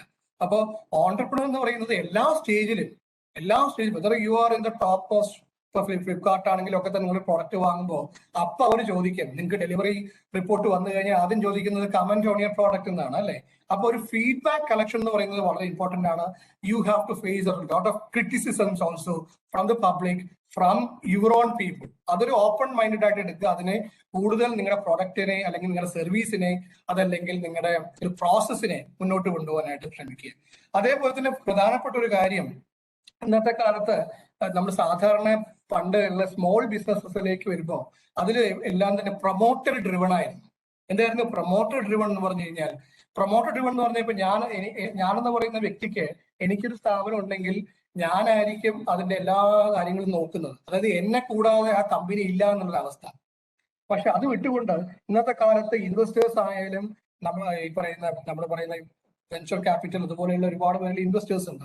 ആ ഇൻവെസ്റ്റേഴ്സ് ഒക്കെ നോക്കുന്നത് whether the company that we are owning or where we are going to give the fund is a process driven or a promoter driven. ഇപ്പൊ പ്രൊമോട്ടർ ഡ്രിവൺ എന്ന് പറയുമ്പോൾ ഒരു വ്യക്തിയെ ആശ്രയിച്ചുകൊണ്ടാണ് ആ സ്ഥാപനം മുന്നോട്ട് പോകുന്നത്. ഒരു വ്യക്തിയെ ആശ്രയിച്ച് ഇന്നത്തെ കാലത്ത് പ്രത്യേകിച്ച് ഈ പറയുന്ന പോലുള്ള പാൻഡമിക് സിറ്റുവേഷനിൽ നമുക്ക് ഒരിക്കലും ഒരു ബിസിനസ് മുന്നോട്ട് കൊണ്ടുപോകാൻ പറ്റില്ല. അപ്പൊ ആ സമയത്ത് നമുക്ക് വേണ്ടത് പ്രോസസ് ഡ്രിവൺ ആണ്. എങ്ങനെയാണ് പ്രോസസ് ഡ്രിവൺ ആക്കാൻ പറ്റുക? നിങ്ങൾ ഇല്ലെങ്കിലും ആ കമ്പനി റൺ ആവണം. അപ്പൊ അതുകൊണ്ട് ആദ്യത്തെ 1-2 വർഷം അല്ലെങ്കിൽ 1 വർഷം നമ്മൾ പ്രൊമോട്ടർ ഡ്രിവൺ മോഡിലായിരിക്കും പോകുന്നത്. പക്ഷേ 1 year after employing all the staff members, all the eligible technical members of the team, ആ ടീമിനെ നിങ്ങൾ കോർ ടീമായിട്ട് മാറ്റണം. അതിലൊരു കോർ ടീം ഉണ്ടാവും, 4-5 ഒരു 50 പേരുള്ള ഗ്രൂപ്പിലാണെങ്കിൽ 5-6 പേരെങ്കിലും ഒരു കോർ ടീം ഗ്രൂപ്പ് ഉണ്ടാവും. ആ കോർ ടീം ഗ്രൂപ്പാണ് പിന്നീട് ഈ കമ്പനിയുടെ പ്രോഗ്രസിനെ അല്ലെങ്കിൽ ഈ കമ്പനിയുടെ നെക്സ്റ്റ് ലെവലിലോട്ട് കൊണ്ടുപോകുന്നത്. നിങ്ങളൊരു അഡ്വൈസർ റോളിലേക്കായിരിക്കും മാറും. നിങ്ങൾക്കറിയാം പല സിറ്റുവേഷനിലും ഇൻഫോസിസിന്റെയും നമ്മുടെ ഇതുപോലെയുള്ള HCL എന്ന് പറയുന്ന കമ്പനിയുടെയൊക്കെ കാര്യങ്ങൾ നിങ്ങൾക്കറിയാം. അവർക്ക് ഒരു പൊസിഷൻ കഴിഞ്ഞപ്പോൾ അവരിൽ നിന്ന് മാറി അതിനെ ഒരു ടീമാണ് ലീഡ് ചെയ്യുന്നത്, അല്ലെ? അപ്പൊ ആ രീതിയിലേക്ക് മാറ്റണം എന്നുള്ളതാണ് ഒന്ന്. പിന്നെ രണ്ടാമത്തെ കാര്യം, ഈ ലീഡർഷിപ്പ് ക്വാളിറ്റിയുടെ കാര്യം പറഞ്ഞപ്പോ നമുക്കറിയാം പല പ്രോഡക്റ്റുകൾക്കും ഇപ്പൊ അംബാസഡേഴ്സ് ഉണ്ട്, അല്ലേ? നിങ്ങൾ ആലോചിച്ച് നോക്കൂ, ഇപ്പൊ നമ്മുടെ നാട്ടിൽ തന്നെ വീഗാർഡിന്റെ അംബാസഡറായിട്ട് വേറെ നടന്മാരോ ആരോ ഇല്ല. ആരാ ഉള്ളത്? അദ്ദേഹം കൊച്ചോസേബ് ചിറ്റിലപ്പള്ളി എന്ന് പറയുന്ന ഇതിന്റെ സ്ഥാപകൻ തന്നെയാണ് അതിന്റെ പ്രൊമോട്ടർ എന്ന് പറയുന്നത്, അല്ലേ? അത് കാരണം നമ്മൾ വീഗാർഡ് എന്ന് പറയുമ്പോൾ നമ്മുടെ മനസ്സിലേക്ക് വരുന്നൊരു പിക്ചർ ഉണ്ട്. അതേപോലെ നമ്മൾ ഗൂഗിൾ എന്ന് പറയുമ്പോൾ നമ്മുടെ ഏറ്റവും കൂടുതൽ മനസ്സിലേക്ക് വരുന്നത് സുന്ദർ പിച്ചൈ എന്ന് പറയുന്ന ആളുടെ ചിത്രമാണ്, അല്ലെ? അപ്പൊ അതുപോലെ ഇപ്പോ എന്താണ് പലതിലും ഇപ്പൊ ഞാൻ പേരെടുത്ത് പറയുന്നില്ല, ഓരോന്നിലും എടുക്കുന്ന സമയത്ത് നമുക്കൊരു രത്തൻ ടാറ്റയുടെ നോക്കുമ്പോൾ ഏറ്റവും കൂടുതൽ രത്തൻ ടാറ്റയുടെ പേരാണ് മനസ്സിലേക്ക് വരിക. അപ്പോ നമ്മൾ മനസ്സിലാക്കേണ്ടത് അദ്ദേഹമൊക്കെ തന്നെ ഒരു ഇതുപോലെയുള്ള എല്ലാ ആളുകളും സക്സസ്ഫുൾ ആയ ഓൺട്രപ്രണേഴ്സ് ഒക്കെ തന്നെ അവർ പബ്ലിക്കലി അവരൊരു ഇമേജ് ക്രിയേറ്റ് ചെയ്ത് വെച്ചിട്ടുണ്ട്, ഇല്ലേ? അതൊരു വിശ്വാസ്യതയുടെ എംബ്ലം കൂടിയാണ്. ആ ഒരു പബ്ലിക്കലി നമുക്ക് ഉണ്ടാക്കിയിരിക്കുന്ന ആ ഒരു അവരുണ്ടാക്കിയെടുത്തതാണ്, ഒരാളും കൊടുത്തതല്ല. ഈ നമുക്കറിയാം ഒരാളും സ്വന്തം ചെയ്തെടുക്കുന്നില്ല, അവരുടെ പ്രവൃത്തിയിലൂടെ അവർ എടുത്തതാണ്. അപ്പൊ അത് ആ ഒരു ഇത് ലീഡർഷിപ്പിന് ഒരുപാട് സഹായിക്കും. അതാണ് ഒരു കാര്യം അതിൽ പറയാനുള്ളത്. പിന്നെ അതേപോലെ ഫ്ലെക്സിബിലിറ്റി ഞാൻ പറഞ്ഞ പോലെ നമ്മള് ഈ സ്റ്റേജസ് പല രീതിയിലും നമുക്ക് മുന്നോട്ടും പിന്നോട്ടും പോകേണ്ട അവസ്ഥകൾ ഉണ്ടാവാം, ഇല്ലേ? പല കാര്യങ്ങളിലും ചിലപ്പോൾ ഒരു ഫീച്ചർ കസ്റ്റമർ പ്രിഫറൻസസ് നോക്കണം. കാരണം ഇന്നത്തെ കാലത്ത് കസ്റ്റമർ എല്ലാം തന്നെ വളരെ പ്രിഫേർഡ് ആണ്. ഒരു ബ്രാൻഡിന്റെ പുറകെ പോകുന്ന ആൾക്കാർ മാത്രമല്ല. കാരണം ബ്രാൻഡ് ആണെങ്കിൽ ആ ബ്രാൻഡിൽ നിന്ന് നമ്മൾ എക്സ്പെക്ട് ചെയ്യുന്ന ചില ക്വാളിറ്റി ഓഫ് സർവീസ് ഉണ്ട്. നമ്മൾ പറയാണ് ഈ ക്വാളിറ്റി ഓഫ് സർവീസ് ഞാൻ പറയുന്നത് മുഴുവൻ നമ്മൾ ചെയ്തിരിക്കണം, അല്ലേ? നമ്മുടെ പറയുന്നതിനേക്കാൾ കൂടുതൽ ചെയ്തുകൊണ്ട് കുഴപ്പമില്ല, പക്ഷെ പറഞ്ഞിരിക്കുന്നത് നമ്മൾ ചെയ്തു കൊടുക്കണം എന്നുള്ളതാണ്. അപ്പോൾ അതുകൊണ്ട് തന്നെ നമ്മുടെ മാർക്കറ്റിങ്ങിലും ഒക്കെ തന്നെ നമ്മൾ വളരെ ശ്രദ്ധ കേന്ദ്രീകരിച്ച് വേണം ഇതെല്ലാം ചെയ്യാനായിട്ട്. കാരണം കസ്റ്റമർ ഒരിക്കൽ കിട്ടിക്കഴിഞ്ഞാൽ ആ കസ്റ്റമറിനെ റീറ്റെയിൻ ചെയ്യുക എന്ന് പറയുന്നതും കൂടി വലിയ ഒരു കാര്യമാണ്. അപ്പൊ അതുകൊണ്ട് തന്നെ ഫ്ലെക്സിബിൾ ആവണം എന്ന് പറഞ്ഞാൽ ഈ പ്രിഫറൻസസ് കമ്പനിയിൽ എടുക്കുന്ന ബാക്കിയുള്ള ആൾക്കാർ എടുക്കുന്ന ഡെസിഷൻസ് എല്ലാം തന്നെ നമ്മൾ ഒന്ന് കൺസിഡർ ചെയ്യണം. അതിനെ കൊണ്ട് തന്നെ നമ്മളുടെ ആ ഇന്നോവേഷൻസിലും പ്രോസസ്സിലും ഒക്കെ തന്നെ ഇപ്പൊ നമ്മുടെ ഈ ഓൺട്രപ്രണർ എന്ന് പറഞ്ഞ പ്രോഡക്റ്റ് മാത്രമല്ല, it could be A process, it could be A service, അല്ലേ? സർവീസ് ഒക്കെ ആവും. അതിലൊക്കെ ഉണ്ടാവുന്ന മാറ്റങ്ങളിലും കൂടി ആ ഫ്ലെക്സിബിലിറ്റി നമ്മൾ കൊണ്ടുവരണം. നോ യുവർ പ്രോഡക്റ്റ് എന്ന് പറയുന്നത് വളരെ വളരെ ഇമ്പോർട്ടന്റ് ആയിട്ട് കാര്യമാണ്. എന്താണ് കാര്യം? കാരണം ഒരു ഓൺട്രപ്രണർക്ക് അവന്റെ പ്രോഡക്റ്റിനെ പറ്റി അറിയില്ലെങ്കിൽ, നിങ്ങൾക്ക് അറിയാം, ഇപ്പൊ ഉദാഹരണത്തിന് അംബാനിയും നമ്മുടെ അനിൽ അംബാനി, മുകേഷ് അംബാനി ഒക്കെ എടുത്തു കഴിഞ്ഞാൽ അവർക്ക് ഇപ്പൊ റിലയൻസ് കമ്മ്യൂണിക്കേഷൻസ് ഉണ്ട്, അല്ലെങ്കിൽ പെട്രോളിയം പ്രോഡക്ട്സ് ഉണ്ട്, ഇൻഫ്രാസ്ട്രക്ചർ ഡെവലപ്മെന്റ് ഉണ്ട്. ഇതിലെല്ലാം തന്നെ അവർ സിവിൽ എഞ്ചിനീയറോ ഇലക്ട്രോണിക്സ് എഞ്ചിനീയറോ ടെലികമ്മ്യൂണിക്കേഷൻ എഞ്ചിനീയറോ സോഫ്റ്റ്വെയർ എഞ്ചിനീയറോ ഒന്നും അല്ല. പക്ഷേ അവരൊരു പ്രോഡക്റ്റ് അവതരിപ്പിക്കുമ്പോൾ, അവരൊരു പ്രോഡക്റ്റ് ലോഞ്ച് ചെയ്യുന്ന സമയത്ത് അതിന്റെ XYZ അവർക്കറിയാം. അപ്പൊ അതുകൊണ്ട് തന്നെ നമ്മൾ മനസ്സിലാക്കേണ്ടത് നിങ്ങളുടെ പ്രോഡക്റ്റോ പ്രോസസ്സോ അല്ലെങ്കിൽ സർവീസോ whatever it may be, you should have a clear understanding about the nook and corners, all dimensions. You have a good understanding about those product, process or service. അപ്പൊ അതറിയില്ലെങ്കിൽ ഇറ്റ്സ് എ ഫെയിലിയർ. അപ്പൊ അതുകൊണ്ട് തന്നെ എല്ലാ ഓൺട്രപ്രണേഴ്സിനും അവനവന്റെ സർവീസിനെ പറ്റിയിട്ടും പ്രോഡക്റ്റിനെ പറ്റിയിട്ടുള്ള നല്ല അറിവുണ്ടായിരിക്കണം. അതേപോലെ തന്നെ പല കാര്യങ്ങളും ഉണ്ട്, ഇതെല്ലാം ഞാൻ എഴുതിയിട്ടില്ല. സെൽഫ് ഡിസിപ്ലിൻ ആയിരിക്കണം എന്നുള്ള വളരെ ഇമ്പോർട്ടന്റ് ആണ്. കാരണം പല ആൾക്കാരും ഒരു റെഗുലർ ജോബിൽ നിന്ന് ഈ പറയുന്ന പോലെ ഒരു ഓൺട്രപ്രണർഷിപ്പിലോട്ട് വരുന്ന സമയത്ത് സാധാരണ കാണാറ് റെഗുലർ ജോബിൽ നമുക്ക് ടൈമിങ്ങും പഞ്ചിങ്ങും കാര്യങ്ങളൊക്കെ ഉണ്ട്, അല്ലെ? ഇത്ര സമയം വർക്ക് ചെയ്യണം, ഈ സമയത്ത് കഴിക്കാൻ പറ്റുള്ളൂ, പോകാൻ പറ്റുള്ളൂ, അങ്ങനെയൊക്കെ കണ്ടീഷൻസ് ഉണ്ട്. ഇവിടെ കണ്ടീഷൻസ് ഒന്നുമില്ല, നിങ്ങൾക്ക് എപ്പോ വേണമെങ്കിലും പോകാം വരാം. പക്ഷെ അത് കാരണത്താൽ എന്ത് ചെയ്യാൻ പാടില്ല, ഈ പറയുന്ന പോലെയുള്ള ഒരു ടൈമിംഗ്, ഒരു സിസ്റ്റമാറ്റിക് പ്ലാനിങ്, അതുപോലെയുള്ള എത്തിക്കൽ വാല്യൂസ് ഒരു കമ്പനിക്ക് ഏറ്റവും കൂടുതൽ കോർ വാല്യൂസ് ആണ്. ആ കോർ വാല്യൂസ് മെയിൻറ്റെയിൻ ചെയ്ത് പോകാനായിട്ട് പറ്റണം എന്നുള്ളതാണ്. അപ്പൊ അതില് സെൽഫ് ഡിസിപ്ലിൻ, ഇന്റഗ്രിറ്റി, പേഴ്സിസ്റ്റൻസ് എന്ന് പറയുന്ന കുറെ ഘടകങ്ങളും കൂടി ഇതിൽ വലിയ പങ്ക് വഹിക്കുന്നുണ്ട്. അതേപോലെ ഒരിക്കലും ക്വിറ്റ് ചെയ്യാതിരിക്കുക, ബി ഫോക്കസ്ഡ് എന്ന് പറയുന്നത്. അതേപോലെ തന്നെ നമ്മുടെ ഞാൻ പറഞ്ഞ പോലെയുള്ളത് നമ്മുടെ എന്താണ് പ്രൊമോട്ടർ ഡ്രിവൺ മാറി, you have to transition have to be happened after 1 year of your startup or any venture. You should transform from a what you call as promoter driven to a process driven. A process driven എന്ന് പറയുന്നതിലേക്ക് മാറിയാൽ മാത്രമേ നമുക്ക് ഒരു company ഒരു startup എന്ന് പറയുന്നത് scalable startup ആയിട്ട് മാറും. അല്ലെങ്കിൽ അത് എപ്പോഴും ആ ഒരു വൺ മാൻ കമ്പനി ആയിട്ട് തന്നെ നിൽക്കും. നിങ്ങൾക്ക് നോക്കി കാണാൻ പറ്റും, ഒരു ഗ്രോത്ത് ഇല്ലാത്ത പല കമ്പനികളും നമുക്കുണ്ട്, വർഷങ്ങൾക്ക് മുമ്പേ തുടങ്ങിയിട്ടുണ്ട്, പക്ഷെ അവർക്കൊരു പ്രോസസ് ഇല്ല. അതാണ് പ്രോസസ് ഡ്രിവൺ അല്ല അവരുടെ കാര്യങ്ങൾ, അതുകൊണ്ടാണ്. അപ്പം ഇതെല്ലാം തന്നെയാണ് നമ്മുടെ ഒരു ഓൺട്രപ്രണർഷിപ്പിന്റെ ക്യാരക്ടറിസ്റ്റിക്സ് എന്ന് പറയുന്നത്. And importance of entrepreneurship, creation of employment, innovation, impact on society and community development, increase standard of living, supports research, ഇതൊക്കെ നിങ്ങൾക്ക് അറിയാവുന്നതാണ്. നമ്മുടെ ഒരു റിസർച്ച് ആൻഡ് ഡെവലപ്മെന്റിന് വേണ്ടിയിട്ടൊക്കെ തന്നെയാണ് സാധാരണ ഒരു ഓൺട്രപ്രണർഷിപ്പ് വരുന്നത്, അല്ലേ? നമ്മൾ ഈ പറയുന്ന ഓരോ product service that we are consuming nowadays ഇതൊരിക്കലും ഒരു വൺ ടൈം റിസർച്ചിലോ വൺ ടൈം ടെസ്റ്റിങ്ങിലോ വന്ന പ്രോഡക്റ്റോ പ്രോസസ്സോ അല്ല. നിരന്തരമായിട്ടുള്ള റിസർച്ച് ആൻഡ് ഡെവലപ്മെന്റ് നടത്തിക്കൊണ്ട്, അല്ലെങ്കിൽ ആ ഒരു സഹായത്തോട് കൂടിയിട്ട് തന്നെയാണ് നമ്മൾ ഇതിലൂടെ കടന്നു പോയിട്ടാണ് ഒരു കസ്റ്റമർ വയബിൾ പ്രോഡക്റ്റ് ആയിട്ട്, ഒരു കമേഴ്ഷ്യൽ വയബിൾ പ്രോഡക്റ്റ് ആയിട്ട് അത് വരുന്നത്, അല്ലെ? അതേപോലെ തന്നെ ഓൺട്രപ്രണർഷിപ്പ് കാരണം നമുക്ക് ഒരുപാട് എംപ്ലോയ്മെന്റ് ഓപ്പർച്യൂണിറ്റീസ് ക്രിയേറ്റ് ചെയ്യാൻ പറ്റുന്നതിന് സംശയമില്ല. ഇന്നോവേഷനെ നമ്മൾ പ്രൊമോട്ട് ചെയ്യുന്നുണ്ട്. അതേപോലെ തന്നെ സോഷ്യോ എക്കണോമിക് ഡെവലപ്മെന്റിൽ ഒരുപാട് സ്വാധീനം ചെലുത്തുന്നതാണ് ഒരു ഓൺട്രപ്രണർഷിപ്പ്. അതുകൊണ്ട് തന്നെയാണ് നമ്മുടെ കേരള ഗവൺമെന്റ് ഒക്കെ തന്നെ എല്ലാ പ്രധാനപ്പെട്ട നഗരങ്ങളിലും നമ്മുടെ ഇൻഫോ പാർക്ക് പോലെയുള്ളതും ടെക്നോ പാർക്ക് പോലെയുള്ളതും ഇൻക്യുബേഷൻ സെന്റേഴ്സും കേരള സ്റ്റാർട്ടപ്പ് മിഷന്റെ കുറെ ഒരുപാട് ആക്സിലറേറ്റേഴ്സും ഫാബ് ലാബ് പോലെയുള്ള ടെസ്റ്റിംഗ് ഏരിയാസ് ഒക്കെ തന്നെ കൊണ്ടുവന്നത്. ഒരുപാട് കുട്ടികൾക്ക് ഇപ്പം നിങ്ങൾക്കറിയാം, ഗവൺമെന്റ് ഓഫ് ഇന്ത്യ തന്നെ സ്കൂൾ തലങ്ങളിൽ തന്നെ കുട്ടികൾക്ക് അവരുടെ ആശയങ്ങൾ കുറെ കൂടി ഒന്ന് വികസിപ്പിച്ചെടുക്കാൻ വേണ്ടി അവരുടെ ടെസ്റ്റിംഗ്, ആ ഒരു ഹാൻഡ്സ് ഓൺ വേണം. നമുക്ക് എല്ലാവർക്കും നോളജ് ഉണ്ട്, നമുക്കത് അപ്ലൈ ചെയ്യാൻ അറിയുന്നില്ല. അപ്പൊ ആ ഹാൻഡ്സ് ഓൺ എക്സ്പീരിയൻസ് കൂടി കൊണ്ടുവരാൻ വേണ്ടി കൊണ്ടുവന്ന ഒരു ലാബാണ് അടൽ ടിങ്കറിംഗ് ലാബ്സ് എന്നൊക്കെ പറഞ്ഞിട്ട്. പല നല്ല സ്കൂളുകളിലും അത് കൊണ്ടുവന്നിട്ടുണ്ട്. തെരഞ്ഞെടുക്കപ്പെട്ട ഒരുപാട് സ്കൂളുകൾ നമ്മുടെ എറണാകുളത്തും തിരുവനന്തപുരത്തും പല ജില്ലകളിലും ഉണ്ട്. അതിൽ തന്നെ ഒരുപാട് പേര് ഇപ്പൊ എന്നെ പോലെ കുറച്ച് ആൾക്കാരെ, കുറച്ച് പേരൊക്കെ തന്നെ നമ്മളതിൽ റീജിയണൽ മെന്റേഴ്സ് ഓഫ് ചേഞ്ച് ആയിട്ട് RMOs ഒക്കെ ആയിട്ട് ആക്ട് ചെയ്യുന്നുണ്ട്. അപ്പോൾ ഇതൊക്കെ തന്നെയാണ് ഒരു ഓൺട്രപ്രണർഷിപ്പിന്റെ. അപ്പൊ ഒരു സമൂഹത്തിന്റെ ഒരു ഡെവലപ്മെന്റ് എന്ന് പറയുന്നതിൽ ഒരുപാട് സ്വാധീനം ചെലുത്തുന്ന ഒന്നാണ് ഈ ഓൺട്രപ്രണർഷിപ്പ്. അതേപോലെ തന്നെ ഇതൊക്കെ പറഞ്ഞു കഴിഞ്ഞു ഓൾറെഡി. ക്രിയേറ്റിവിറ്റി ആൻഡ് ഇന്നോവേഷൻ രണ്ടും കൂടി ചേർന്നതാണ് എന്താ ഈ ഓൺട്രപ്രണർഷിപ്പ് എന്ന് പറയുന്നത്. നമുക്കറിയാം, ക്രിയേറ്റിവിറ്റി എന്ന് പറയുന്നത് ഡെവലപ്പിംഗ് ന്യൂ ഐഡിയാസ് ആണ്, ഔട്ട്സൈഡ് ദ ബോക്സ് തിങ്കിങ് ആണ്. സാധാരണ ആളുകൾ തിങ്ക് ചെയ്യുന്ന രീതി അല്ലാതെ ഒരു പാറ്റേൺ തിങ്കിങ് എന്ന് പറയുന്നത് ബ്രേക്ക് ചെയ്തുകൊണ്ട് മുന്നോട്ട് പോകുന്ന ഒരാൾക്കാണ് ക്രിയേറ്റീവ് തിങ്കർ എന്ന് നമ്മൾ പറയുന്നത്. അതിലെ ഇന്നോവേഷൻ എന്ന് പറയുന്നത് സൊല്യൂഷൻ കൂടി കൊടുക്കാൻ പറ്റിക്കഴിഞ്ഞാൽ that will become an entrepreneurship. Okay, so creativity means thinking new things, innovation means doing new things, and entrepreneurship thing means creating value out of it. അല്ലെ? ഒരു പുതിയ കാര്യങ്ങൾ ചെയ്തു നോക്കുക, പുതിയ കാര്യങ്ങൾ തിങ്ക് ചെയ്യുന്നു, അതിനെ ചെയ്തു നോക്കുന്നു, അതിനെ ഒരു കസ്റ്റമർ വയബിൾ ഒരു പ്രോഫിറ്റബിൾ പ്രോഡക്റ്റ് ആയിട്ട് അതിനെ മാറ്റുമ്പോഴാണ് അതിനെ ഓൺട്രപ്രണർഷിപ്പ് എന്ന് നമ്മൾ വിളിക്കുന്നത്. ക്രിയേറ്റിവിറ്റി നമ്മൾ ഇനി വീണ്ടും അത് പറയുന്നില്ല.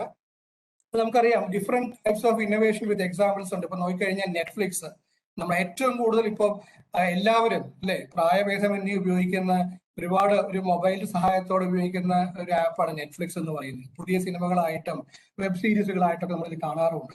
അപ്പോൾ ഇതൊരു ഡിസ്റപ്റ്റീവ് ഇന്നോവേഷൻ. അപ്പൊ നമുക്ക് മനസ്സിലാക്കേണ്ടത് ടെക്നോളജി ഡിസ്റപ്ഷൻ എന്ന് പറയുന്നത് ഇപ്പം വളരെ നടന്നുകൊണ്ടിരിക്കുന്ന സംഭവമാണ്, അല്ലെ? എല്ലാ ഓൺട്രപ്രണർഷിപ്പ് മേഖലകളിലും ഒന്നല്ലെങ്കിൽ മറ്റൊരു തരത്തിൽ നമുക്ക് ടെക്നോളജി ഡിസ്റപ്ഷൻസ് ഉണ്ട്. നമ്മൾ ഇത്രയും കാലം പൂർവ്വകാലത്ത് നടന്നുകൊണ്ടിരുന്ന ഇന്നോവേഷൻ എന്ന് പറയുന്നത് ഇൻഡസ്ട്രിയൽ ഏജ് ആയിരുന്നെങ്കിൽ ഇപ്പൊ നമ്മൾ ഇന്റർനെറ്റ് ഏജ് അല്ലെങ്കിൽ ഇൻഫർമേഷൻ ഏജ് എന്ന് പറയുന്ന ഏജിലാണുള്ളത്.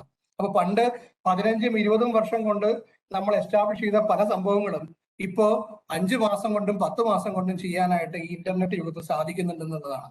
അപ്പൊ നമ്മൾ മനസ്സിലാക്കേണ്ടത് കാലത്തിനനുസരിച്ചുള്ള പ്രോഡക്ട്സോ സർവീസോ കാര്യങ്ങളോ ആയിരിക്കും കൊണ്ടുവരേണ്ടത്.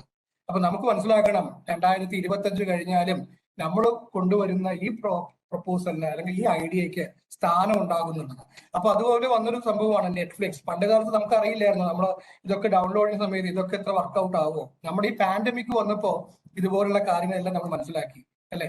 ഇപ്പൊ നെറ്റ്ഫ്ലിക്സ് എന്ന് പറയുന്ന ഒരു എക്സാമ്പിൾ, കൊക്കക്കോള നിങ്ങൾക്കറിയാം. ഇൻക്രിമെന്റൽ ഇന്നോവേഷൻ ഇൻക്രിമെന്റൽ ഇന്നോവേഷൻ എന്ന് പറഞ്ഞാൽ എന്താണ്? ഒറ്റയടിക്ക് എല്ലാം കൂടി ഒരു പ്രൊഡക്റ്റ് ആക്കി ഇറക്കുക എന്നുള്ളതല്ല.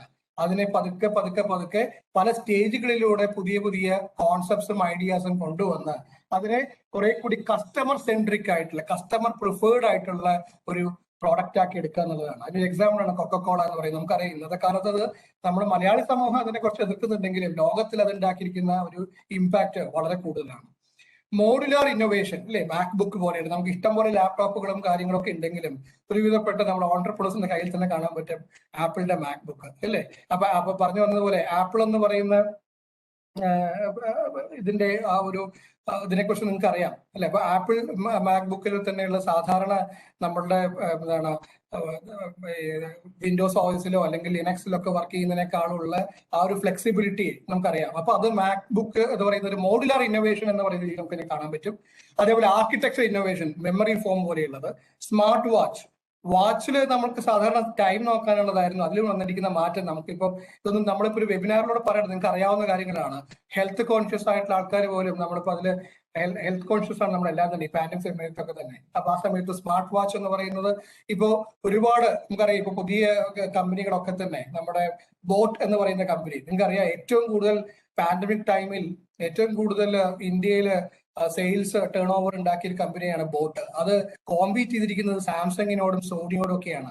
അത് മനസ്സിലാക്കേണ്ട കാര്യമാണ്. ഇന്ത്യൻ കമ്പനി, ഒരു സാധാരണ സ്റ്റാർട്ടപ്പ് കമ്പനി, CMMI ലെവൽ 1 എന്ന് പറയുന്ന കമ്പനി നമ്മൾ പണ്ട് ഈ പറയുന്നതൊക്കെ വിജയിക്കും, ഇതൊക്കെ ഇഷ്ടംപോലെ പ്രൊഡക്ട്സ് നമുക്ക് ഇന്ത്യ എന്ന ഉള്ള ആൾക്കാർ വിജയിച്ച് ഇത് നമ്മൾ കാണുകയുണ്ടായി.